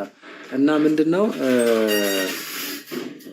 ቅዱስ ጴጥሮስም ትንቢት ሁሉ በሰው ፈቃድ አልመጣምና። እንግዲህ ትንቢት የሚባለው በነገራችን ላይ የእግዚአብሔር ቃል ሁሉም ትንቢት ይባላል። ያ ማለት ትምህርት ማለት ነው። ትንቢት ትምህርት፣ ነቢይ አስተማሪ ተብሎ ይፈታል። ግዴታ ይህ ዝም ብሎ ወደፊት የሚፈጸመው ብቻ ማለት አይደለም። ወደፊት የሚፈጸመውንም እንዲሁም ዝም ብሎ ወጥ የሆነውን የእግዚአብሔር ትምህርት የሚያዘ ነው። ብቻ የእግዚአብሔር ቃል እንደማለት ነው። እሱ በሰው ፈቃድ አልመጣም ማለት የሰው ቃል አይደለም። ሀሳቡ የሰው ሀሳብ አይደለም። ስለዚህ እምቅ የሆነውን የእግዚአብሔር አገላለጹ ሰውኛ ነው እሱ። ከዛ ውጭ ቃልነቱ ግን የእግዚአብሔር ነውና በእግዚአብሔር ፈቃድ ለዚህ ያማት ማለት ነው። ሰው ዝም ብሎ እንደመሰለው የመሰለውን ነገር የሆነች ነገር ሲያገኝ ለምሳሌ በእርሱ የሚያምን ዘላለም ሕይወት አለው። በቃ እዚህ ላይ ነው አሁን አብዛኛው ፕሮቴስታንት የሚወድቀው እዚህ ጋር። በቃ አመንኩኝ ዳንኩኝ ሌላ ነገር አያስፈልገኝም አምኛለሁ ይላል። ከዛ ድኛለሁ ይላል ማለት ነው። ጨረሰ። እዚህ ጋር ይፈነጥዛል። አሜን ሃሌሉያ። እንደዚህ በቃ አለቀ በቃ። መጽሐፍ ቅዱስ ግን ይሄ ብቻ ነው አይደለም። ደግሞስ በእምነት ብቻ ነው ብሏል አላለም። ሰው በልቡ አምኖ ይጸድቃልና በአፉ መስክሮ ይድናል። መልካም፣ እኛም እንደዚያ ነው የምናምነው። ግን በእምነት ብቻ ነው በቃ ተጠናቀቀ እሱ ብቻ? ወይ ባመነበት ቅጽበት የሚናገረው ነገር አለ? የለም። ሲጀመርስ ማመንና መመስከር እነዚህ ክፍል ላይ ጠቀሰ እንጂ እምነት ብቻ የት ነው ያለው እንዴ? ብቻን ስናስገባትና ብቻ ሳትገባ እንዴት አንድ ይሆናል? ሰው በምግብ ይኖራል? አዎ። ግን ደግሞ ሰው በውሃም ይኖራል። ስለዚህ ሰው በውሃ ይኖራል? አዎ። በውሃ ብቻም ደግሞ አይደለም፣ ሰው በኦክሲጅን ይኖራል። እንደ ምሳሌ አሁን እንደዚህ ተብሎ የተጻፈን ነገር አምጥቼ አይ ምን ሰው በምግብ ይኖራል? ምን በምግብ ከኖረ ሌላ ነገር እኮ አያስፈልገውም። አሜን ሃሌሉያ። በምግብ ብቻ ነው ሰው የሚኖረው። የጴንጤ ስብከት ወንጌል በነገራችን ላይ ይሄ ነው። አሁን ሰው በምግብ ብቻ ይኖራል እና ሰው በምግብ ይኖራል አንድ ነው እንዴ? ብቻ እኮ ስትገባ ሌላውን ነገር ስለሌላውም እየተናገረች ነው። አያስፈልግም ወይ እንደዚህ ነው እያለች ማለት ነው። ስለዚህ መጽሐፍ ቅዱስ በእምነት የዘላለም ሕይወት እንደሚገኝ ይናገራል። በእምነት እንደሚጸደቅ እንደሚዳር ይናገራል። ስለዚህ በሰው በልቡ አምኖ ይጸድቃል በአፉ መስክሮ ይድናል ሲል ለመዳን ለመጽደቅ ማመንና መመስከርን ነገረን። ሁለቱን ጠቀሰልን እዚህ ቦታ ላይ። ቅድም እምነትን ጠቀሰልን። ያመነ የተጠመቀ ይድናል ሲል ማመንና መጠመቅን ጠቀሰልን። ስጋዬን የሚበላ ደሜን የሚጠጣ የዘላለም ሕይወት አለው ሲል እሱን ጠቀሰልን። ስጋውን መብላት ደሙን መጠጣት። ሰው በእምነት ብቻ ሳይሆን በስራ ይጸድቃል ኦኬ ብሎ ደግሞ ስራን አመጣልን። ይቅርታ እና ስራን አመጣልን። ከዛ ደግሞ እንደገና ደግሞ ጌታ ራሱ ማን ነው? ጌታን ራሱ አንድ ጎበዝ ቀርቦ ይጠይቀዋል አይደል? እስቲ የዘላለም ሕይወት እንዳገኝ ምን መልካም ነገር ላድርግ ብሎ ይጠይቀዋል። ጌታስ ወደ ሕይወት መግባት ወደ ዘላለም ሕይወት መግባት ብትወድ ትእዛዛትን ጠብቅ። ስለዚህ ሰው የዘላለም ሕይወት እንዲያገኝ ማመን ብቻ አይጠበቅበትም፣ መመስከርም ብቻ አይደለም የሚጠበቅበት፣ ስጋውን መብላት ደሙን መጠጣት ብቻም አይደለም፣ መጠመቅም ብቻ አይደለም። አያችሁት? ፓኬጅ ነው የምንወስደው። ቃሉ ይናገራል። ቅድም ለመኖር የሚያስፈልጉ ነገሮች ብለን ምግብ፣ ውሃ፣ ኦክሲጅን ምናምን መጠለያ እያልን እንደምንዘረዝረው ሁሉ ለመዳን የሚያስፈልጉ ነገሮች ብለን ማመን፣ ኦኬ መጠመቅ፣ መመስከር፣ ስጋውን መብላት፣ ደሙ መጠጣት እንዲህ ነው የሚናገረው መጽሐፍ ቅዱስ። መልካም ስራት፣ ፍሬ ማፍራት፣ ትእዛዙን መጠበቅ፣ እስከ መጨረሻው መጽናት። ቶማስ ቅዱስ እየጠቀስከው ነበር። ሊስት ነው የምናደርገው። አንዱ ላይ ግን ስታክ አድርጎ ግን ሰው እምነት ብቻ አሜን አሜን አሜን፣ ሌላው ይካዳል ማለት ነው። ይሄ ከአጋንንት ነው በነገራችን ላይ እና በጣም ጥንቃቄ ይፈልጋል። ያው ሁሉም ለአጋንንት አይሰጥም፣ ከሰው ፈቃድ ይመጣል። ያንን የሰው ፈቃድ ደግሞ ተጠቅሞ አጋንንት ያጎለዋል። ይኸው 47,000 ብሎ ቁጭ ይላል። ሁሉም አልዳነም። ለዚህ ፕሮቴስታንት እንዲድን ይህንን መስመር መከተል አለበት። ቅድም ምናልባት አይ ቲንክ መልሶልሃል እናቱዬ፣ ቅጽበት ነው ወይስ ሂደት? ምን ይኸው ነገረን እኮ እስከ መጨረሻው የሚጸና ካለ ምንድን ነው? እስከ መጨረሻዋ ምንድን ነች? ያው ከዚህ ምድር የምንሰናበትባት ይቺ ስጋችን ከነፍሳችን እስከሚለይበት ነዋ። ስጋችን ከነፍሳችን እስከሚለይበት እስከዛ ህቅታ ድረስ። ምክንያቱም ሰው ከሞተ በኋላ መልካም ልስራ ቢል አይችልም ማለት የሚሰራበት ሁኔታ አይደለም። እንደዚህ በዚህ አሁን በእኛ ባለን እንትን ማለት ነው። ጽድቅም ላድርግ ቢል ወይም ንስሐ ገብቼ እንደዚህ ቢል የሚሆን አይደለም። ስለዚህ እስከዛ ድረስ መጽናት አለበት እንጂ ዛሬ ችግር የለውም ማመንክ ዳንክ፣ ነገ ብትክድ ችግር የለውም። ዛሬ ችግር የለውም ማመንክ ተጠምቀ ስጋና ደግሞ ተጠጥተህ ዳንክ፣ ከዛ በኋላ ምንም ትእዛዙን በጠበቃት የሚባል የለም። ቅድም የዘረዘርኩት አለ ባጭሩ ማለት ነው። ዝርዝር ጉዳዩ እንግዲህ ቴሌግራም ላይም ታገኛላችሁ። እዚህም ደግሞ ሁልጊዜ ስለምናነሳው በቁሎ መከታተል ነው እንዳይረዝምብኝ፣ ቶማስን ብዙ እንዳላቆየው ብዬ ነው። እና ሂደት መሆኑን የምናውቀው አንደኛ መዳን ሲባል ራሱ አንድ ነገር ብቻ አይደለም መዳን የሚባለው። ነገራችን ላይ ዝም ብሎ መዳን ማለት በቃ ለምሳሌ ከኃጢአት መታጠብ ብቻ አይደለም መዳን የሚባለው። ወይም መዳን የሚባለው የእግዚአብሔር ልጅ መሆን ብቻ አይደለም መዳን የሚባለው። ወይም መዳን የሚባለው ከሞት ወደ ህይወት መምጣት ብቻ አይደለም የሚባለው። መዳን ማለት ከሞት ወደ ህይወት መምጣት ብቻውን አይደለም መዳን። ኦኬ ታዲያ ምንድን ነው መዳን? አንደኛ መዳን እውነት ነው ከሞት ወደ ህይወት መምጣት ነው። መምጣት ብቻ ግን አይደለም። እንደገና ደግሞ ከኃጢአት መታጠብም አለው። እሱም ብቻ ደግሞ አይደለም። ሌላኛው መዳን የእግዚአብሔር ልጅ መሆንም ነው። ደግሞ ግን ደግሞ ይሄ ብቻ ነው ወይ መዳን ከተባለ አይደለም። ወደ እግዚአብሔር መንግስት ደግሞ እኮ መገባት አለበት። ተስፋ የምናደርገው መንግስት ሰማያት አለ አይደል? አሁን ያለነው እዚህ አይደለም። ስለዚህ ገነት መንግስት ሰማያት እንገባለን።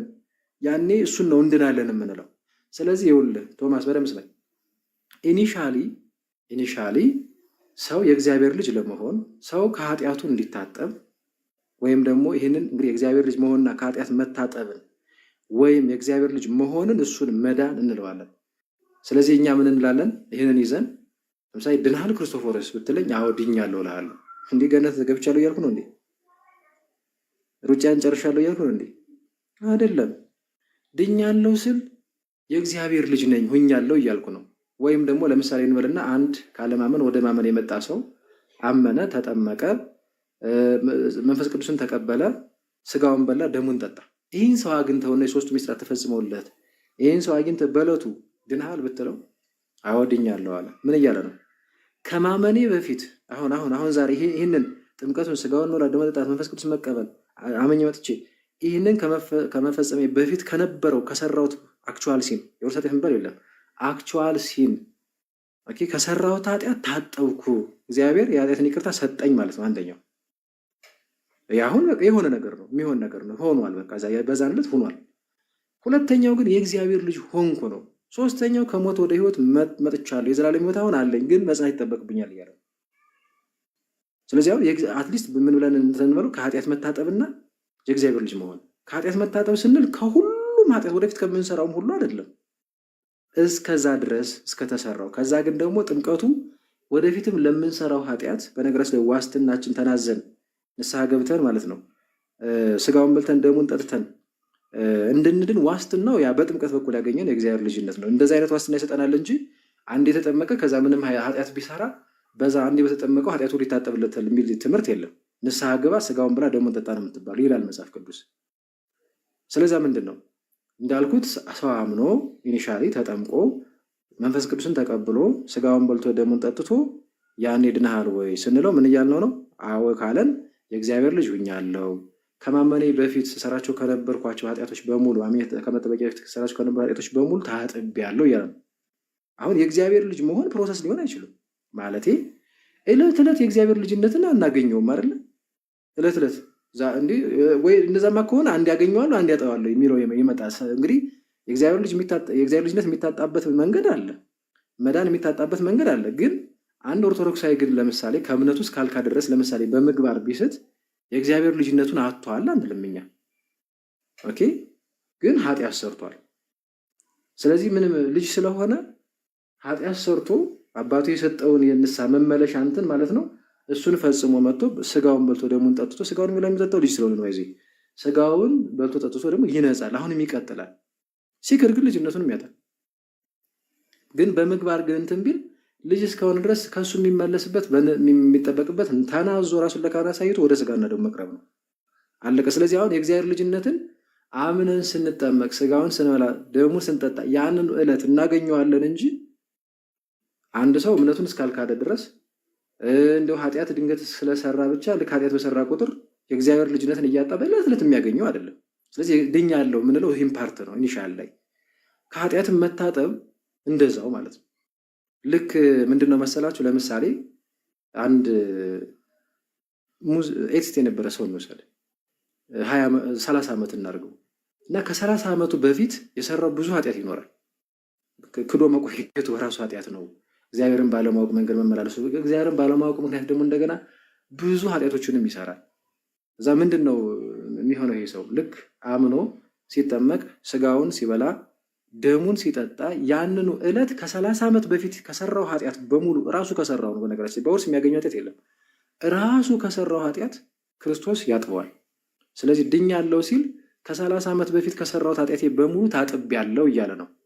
ከዛ ግን ተመልከቱ፣ አሁን ከ30 ዓመት በፊት ከሰራው ኃጢአት ግን ያንኑ ዕለት ሲጠመቅ ስጋውን ሲበላ ደሙን ሲጠጣ ይታጠባል እንጂ ሳይታጠብ ቀርቶ ያንን ከ30 ዓመት በፊት ያለውን ኃጢአት እግዚአብሔር ይቅር ሳይለው ቀርቶ ከሱ ለመታጠብ ግን ዕለት ዕለት እንትን ይላል አንልም። ዕለት ዕለት ነው የሚታጠበው ከዛ ኃጢአት አንልም።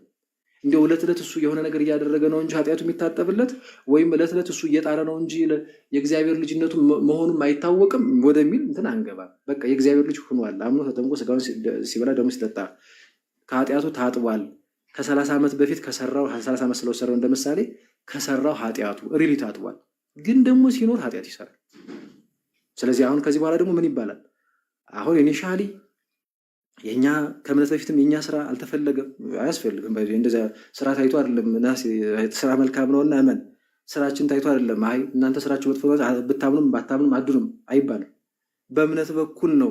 ጸጋው በእምነት አርባችኋል ስለሚል ጸጋው የሆነውን ጥምቀት ተጠምቀን ጸጋው የሆነውን ስጋውን በልተን ደሙን ጠጥተን ጸጋ መንፈስ ቅዱስን ተቀበለን ያኔ ልጅ እንሆናለን።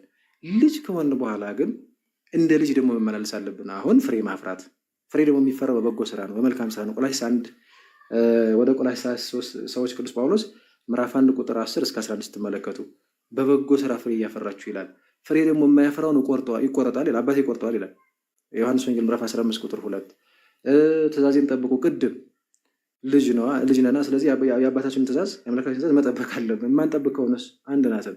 ያ ማለት መጀመሪያ እንዲያውም የቀደመውን ኃጢአቱን መንጻት ረስቷል ይላል። ሁለተኛ ጴጥሮስ ምዕራፍ 1 ላይ ከቁጥር 1 ጀምሮ እስከ 11 አካባቢ ስትመለከቱ እንደዛ ይላል እና በእምነት ላይ በጎነት ጨምሮ ይሄ አሁን ምን ይባላል? በፍርሃትና በመንቀጥቀጥ ሆኖ የራስን መዳን መፈጸም። ኦኬ ቅድም ድነናል ካልን በኋላ ምንድን ነው የቀረን ከተባለ ደግሞ መዳንን መፈጸም። እየዳን ነው የምንለው ሂደት አለ።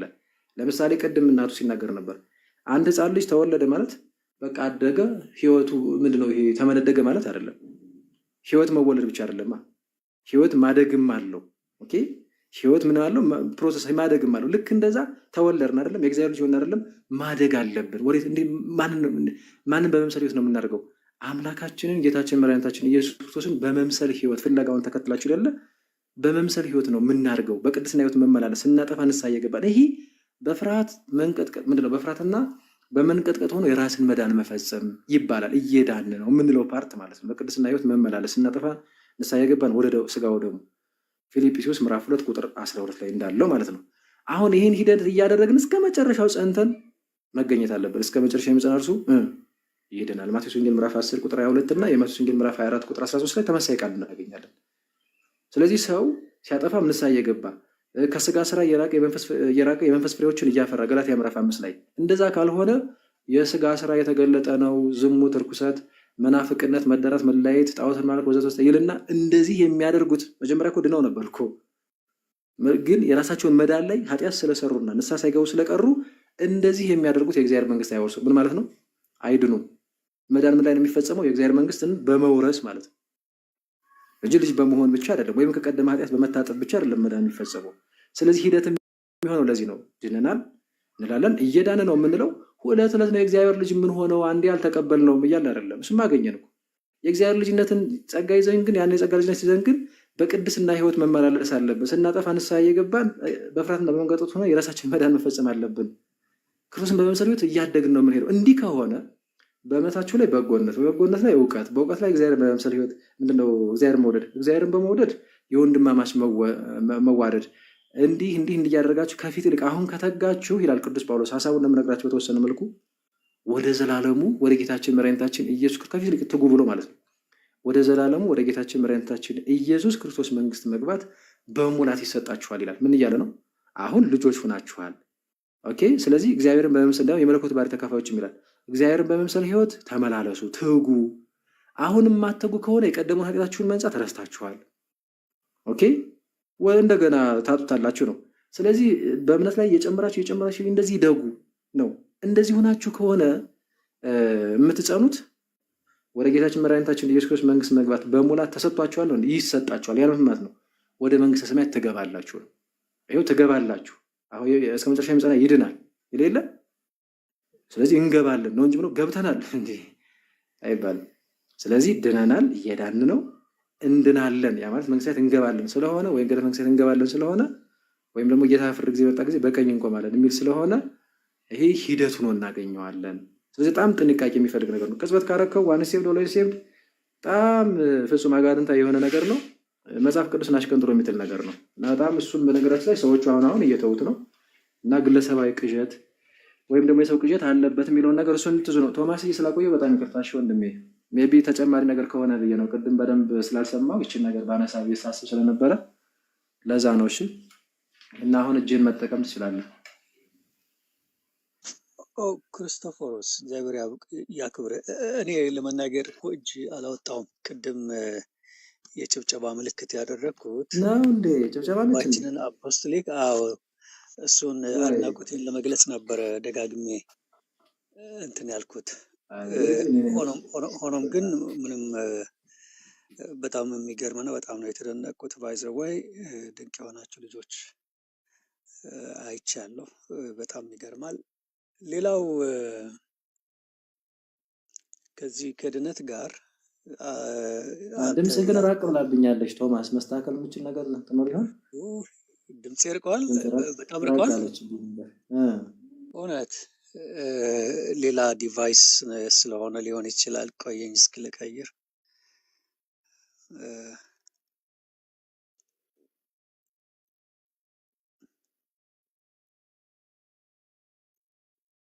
سلامات حبيبي وانا حفتي قبل. What is 0 plus 0 plus 0? Say again. What is 0 plus?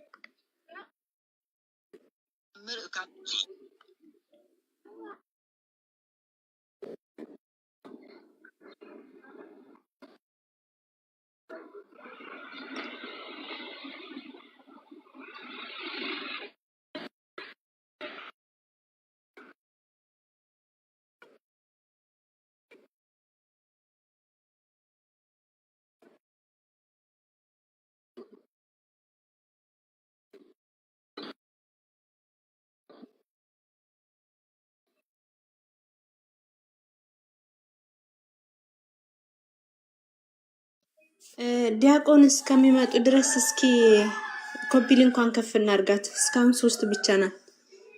ኮፒ ሊንክ አርጉ እስኪ።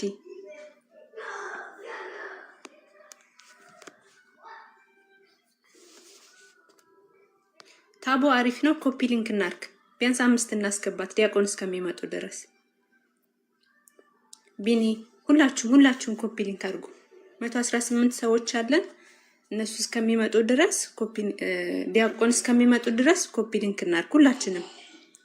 ሁላችሁም ጎሽ እንዳይቆራረጥ። ብዙ ሰዓት ስለቆዩ ምናልባት ሊቆራረጥብን ይችላል። ኮፒ ሊንክ አድርጉ ሁላችንም 115 ልጆች አለን። ሁላችንም ኮፒ ሊንክ ከዛ ታብ እናረጋለን። ሁላችሁም እስኪ ኮፒ ሊንኳን ከፍ እናርጋት። 5 እናስገባት እስከሚመጡ ድረስ። እግዚአብሔር ይስጥልኝ ለምትታዘዙ ሁላችሁም ሁላችንም ኮፒ ሊንክ ሁላችሁም ኮፒ ሊንክ አድርጉ ዲያቆን እስከሚመጡ ድረስ ኮፒ ሊንክ ሁላችሁም 3.1 ነን በሎጎሽ ኮፒ ሊንክ ሁላችሁም እግዚአብሔር ረኛዬ ነው ዩዘር ሁላችሁም ሁለት ሰው ብቻ ነው እያደረገ ያለው ሁላችሁም ኮፒ ሊንክ አድርጉ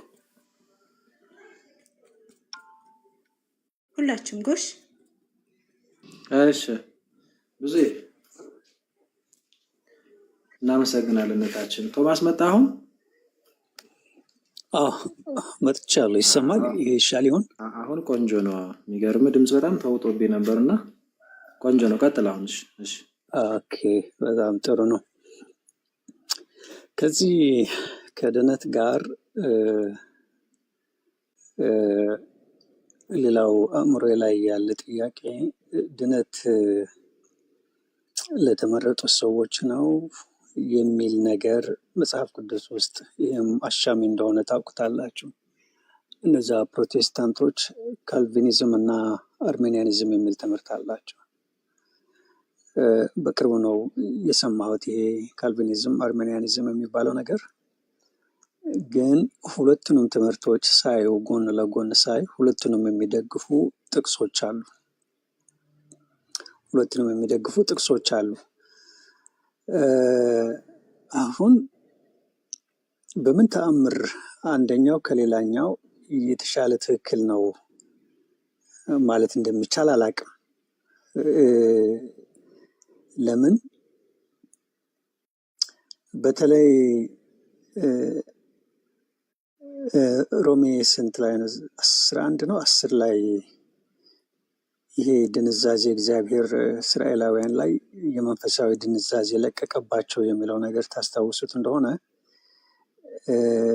እነዛ ድነት ሊጠብቁ የነበሩ አላገኙትም የተመረጡት ግን አገኙት የሚል አንድ ትዝ ይለኛል ቆይ እስኪ ያው ታውቁት ይሆናል አሁን የእስራኤላውያን አንድ ነገር ልናገርና የራሴ ትዝብት እስራኤላውያን የሚባለው ምንድነው እስራኤላውያን ክርስቶስ መምጫ ዘመን ደርሶ እንደነበረ እሱ የመጣበት ዘመን አካባቢ በዳንኤል ትንቢት መሰረት ጊዜው ደርሶ እንደነበረ ያውቁ ነበር ነው የሚባለው አውቀውም ያ ከክርስቶስ በፊት ሌሎች ክርስቶስን እያሉ የተነሱ ብዙ ሰዎች እንደነበሩም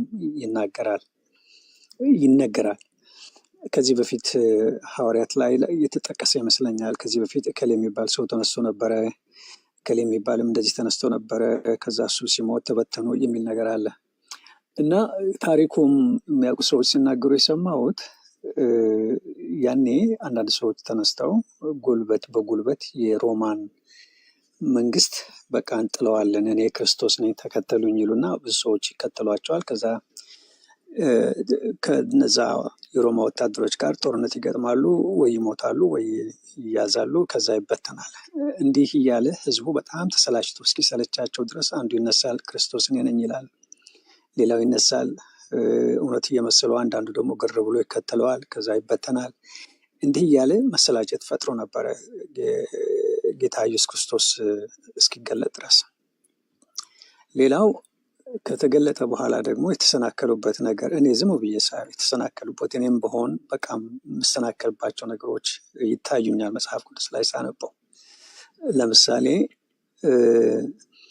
እስራኤላውያን ይጠብቁት የነበረው መሲህ ከይሁዳ እንደሚመጣ ከይሁዳ ከቤተልሔም የሚመጣ እንደሆነ ነበር የሚጠብቁት አሁን እኛ ተጽፎልን ስለተጻፈልን ክርስቶስ ከሞተ በኋላ ታሪኩ ተጽፎልን የት እንደተወለደ በእንዴት አይነት ምስጢራዊ በሆነ መንገድ ከናዝሬት ማርያምና ጮኛዋ ዮሴፍ ሄደው ቤተልሔም እንደወለዱት እኛ እናውቀዋለን ለኛ ማለት ነው ስለተጻፈልን በወቅቱ ለነበሩት እስራኤላውያን ግን የተጻፈ ነገር ስላልነበረ ኢየሱስ ክርስቶስን የገሊላ ሰው አድርገው ነበር የሚያስቡት ገሊላዊ ሰው ነው የሚሉት እና ሲመጣ የገሊላ የናዝሬት ሆኖ እነርሱ ደግሞ ይተዋወቃሉ ይመስለኛል። የናዝሬት የገሊላ ሰዎች እና የይሁዳ ሰዎች በብዙ ነገር በባህልም ይሄ በዚህ በአፍ ቋንቋቸውም የሆነ ልዩነት ያለው ይመስለኛል፣ ባለባበስም በምንም እና የገሊላ ሰው እንደሆነ ነው የሚያውቁት።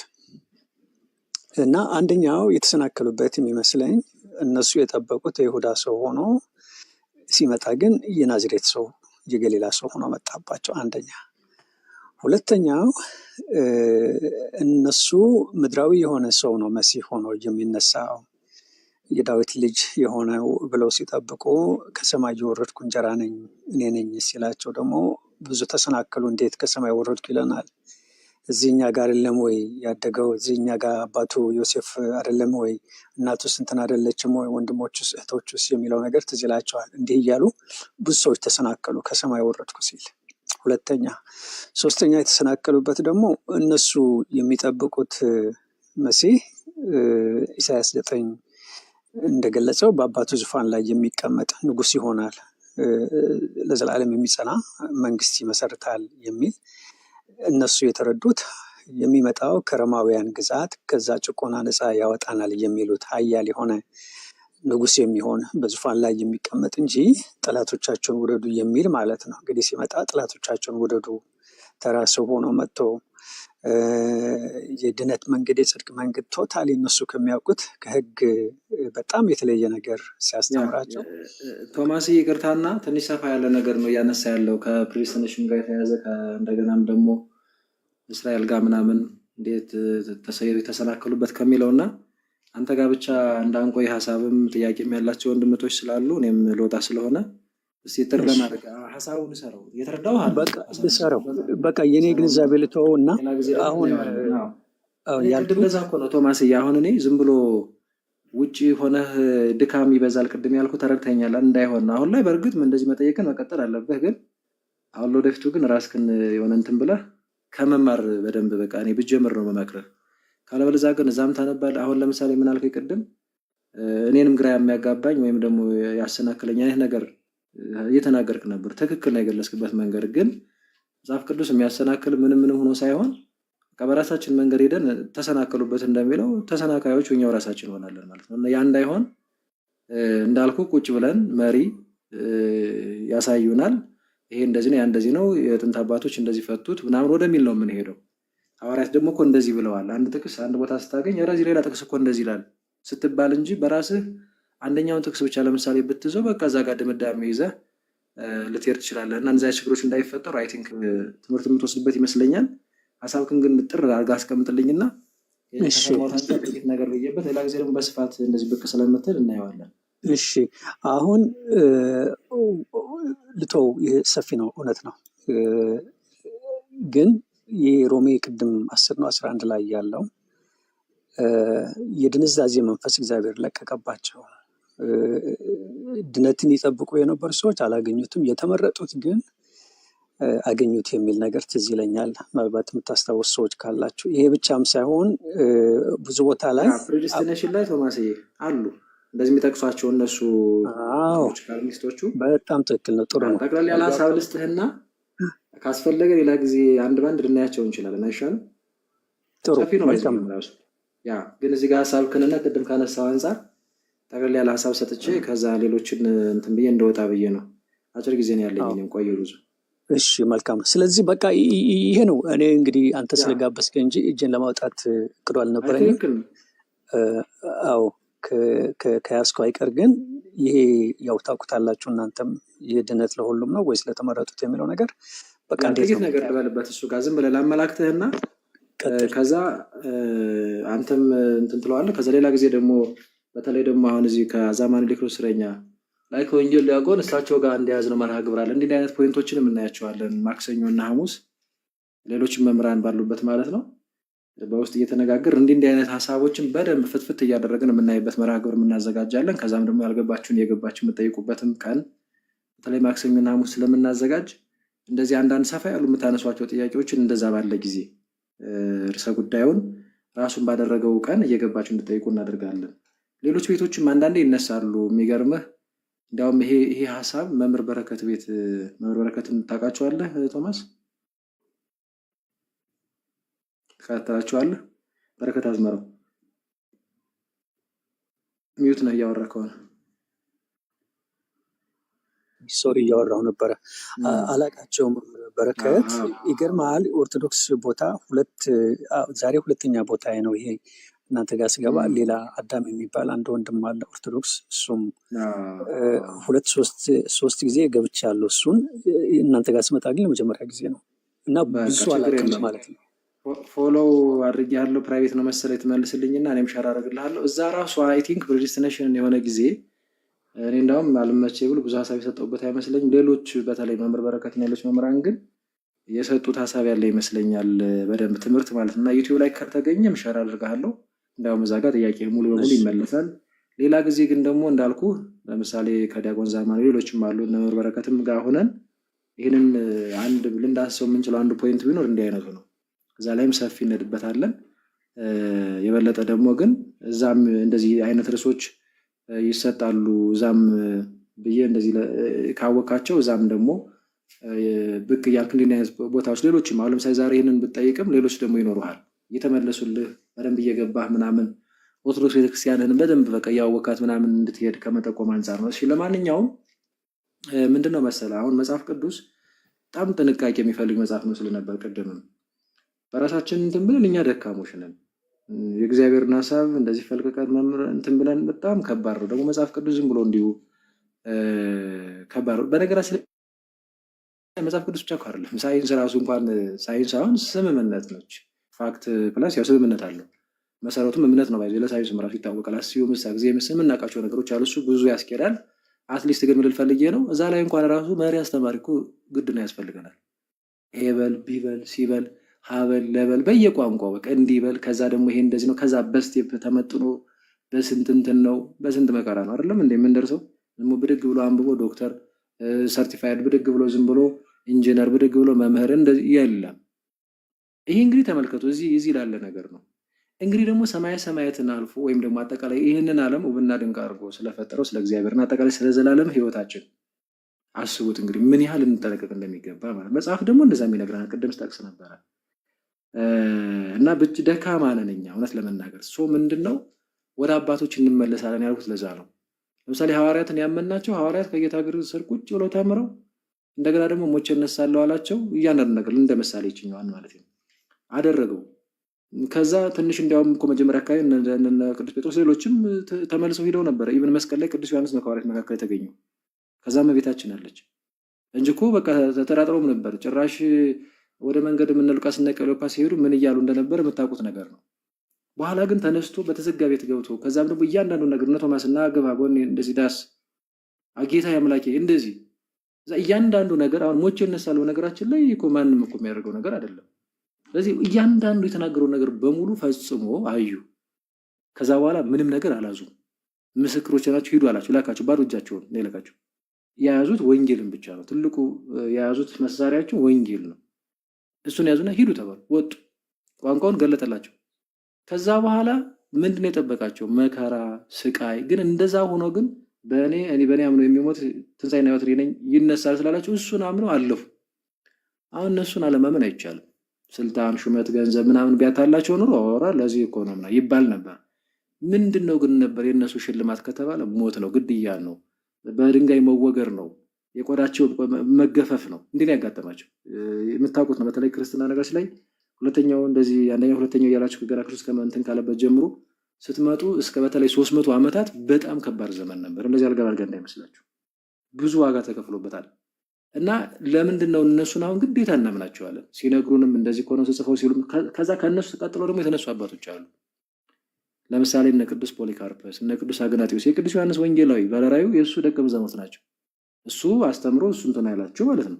እነ ቅዱስ ቀለሚንጦስ በእነ ቅዱስ ጴጥሮስ በኩል እንዲያውም አይ ቲንክ መጽሐፍ ቅዱስ ላይም የተጠቀሰው እሱ ነው ይላሉ አባቶቻችን። ቀለሚንጦስ የሚላለ መጽሐፍ ቅዱስ ላይ እንደነሱ አሉ። ከዛ ደግሞ ከነ ቅዱስ ፖሊካርፐስ ቀጥሎ እነ ቅዱስ ሄሬኖስ የሚባሉ በታላላቅ አባቶች ይነሳሉ። ሌሎች አሉ ብዙ ያልጠቀስኳቸው። እነሱ እንዴት ፈቱት ይሄንን? ምክንያቱም እነሱ ከሐዋርያት እግር ስር ቁጭ ብለው ተምረዋል። መልእክቱን ብቻ የተቀበሉት። ቅዱስ ጳውሎስ በቃልም በመልእክትም የተላለፈላችሁን ወግ ትራዲሽን ትውፊት እሱን ያዙ አይደል የሚለው። ስለዚህ ተመልከቱ፣ የቃሉና የመልእክቱ መልእክቱ የተጻፈው ነው፣ አይነጠልም።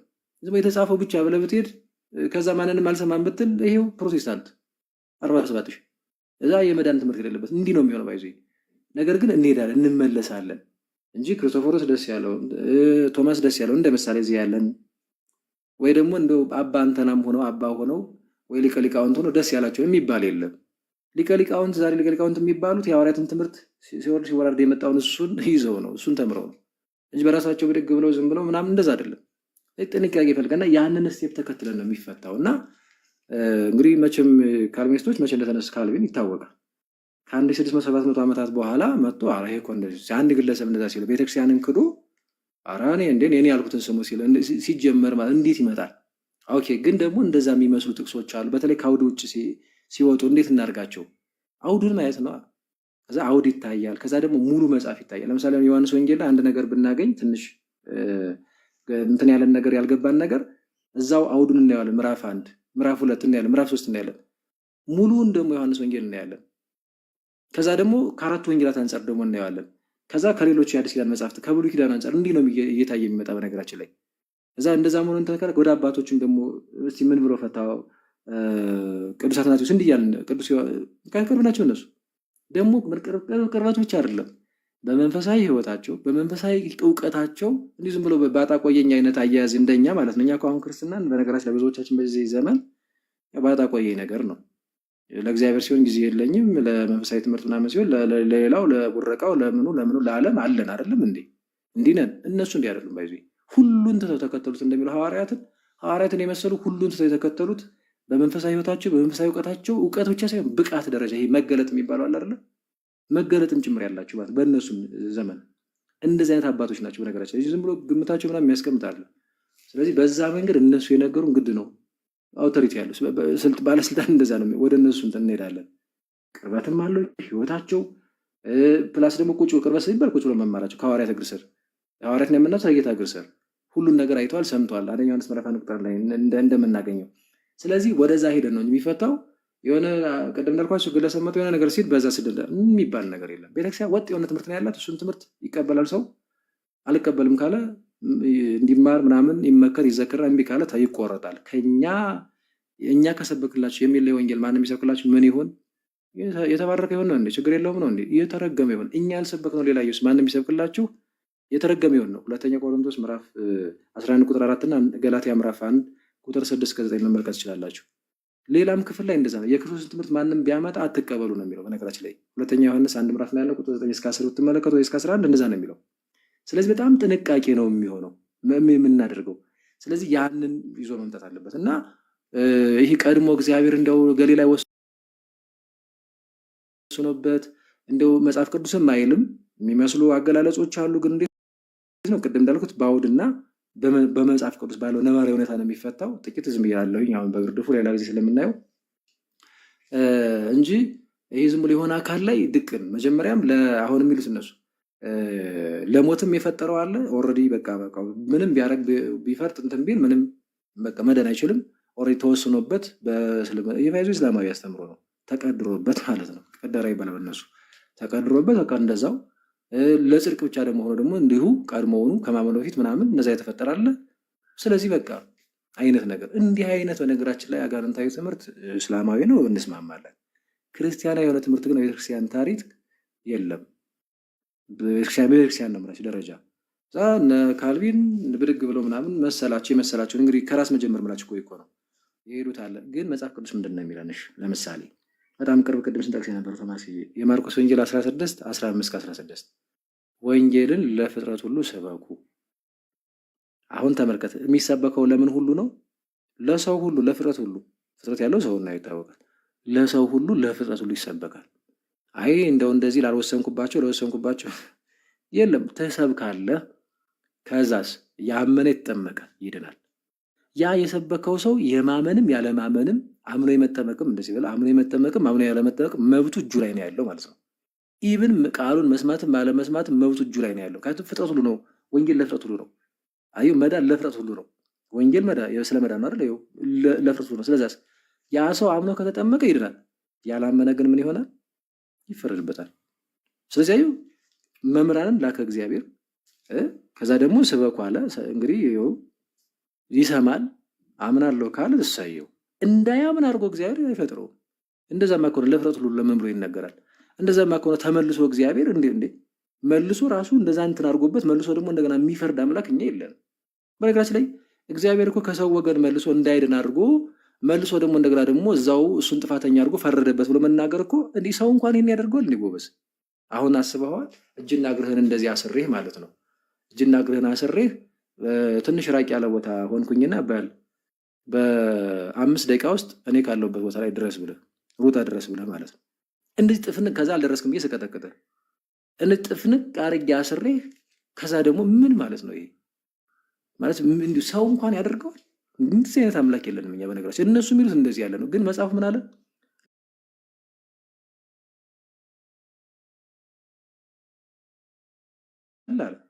በልጁ የሚያምን የዘላለም ሕይወት አለው፣ የማያምን ግን አሁን ተፈርዶበታል። ማመን አለማመን ነው። በቃ ቃሉን ትሰማለህ፣ ማመን አለማመን ነው። ስለዚህ አሁን የሚፈረድብህ አንተ ቃሉን ትሰማለህ በማመን ባለማመንህ እንጂ በልና አንተ የተመረጥክ ትውልድ ለመዳን የተመረጥከው በል ግባ፣ ከማመን በፊትም ተመርጠሃል ግባ። አንተ ደግሞ ከማመንህም ካለማመንህም በፊትም እንዳትድን ተመርጠሃል። ስለዛ ብታምንም ባታምንም ያው ዞሮ አትድንም። እንደዚህ ያለ የሞኝ ትምህርት የለም ባይዚ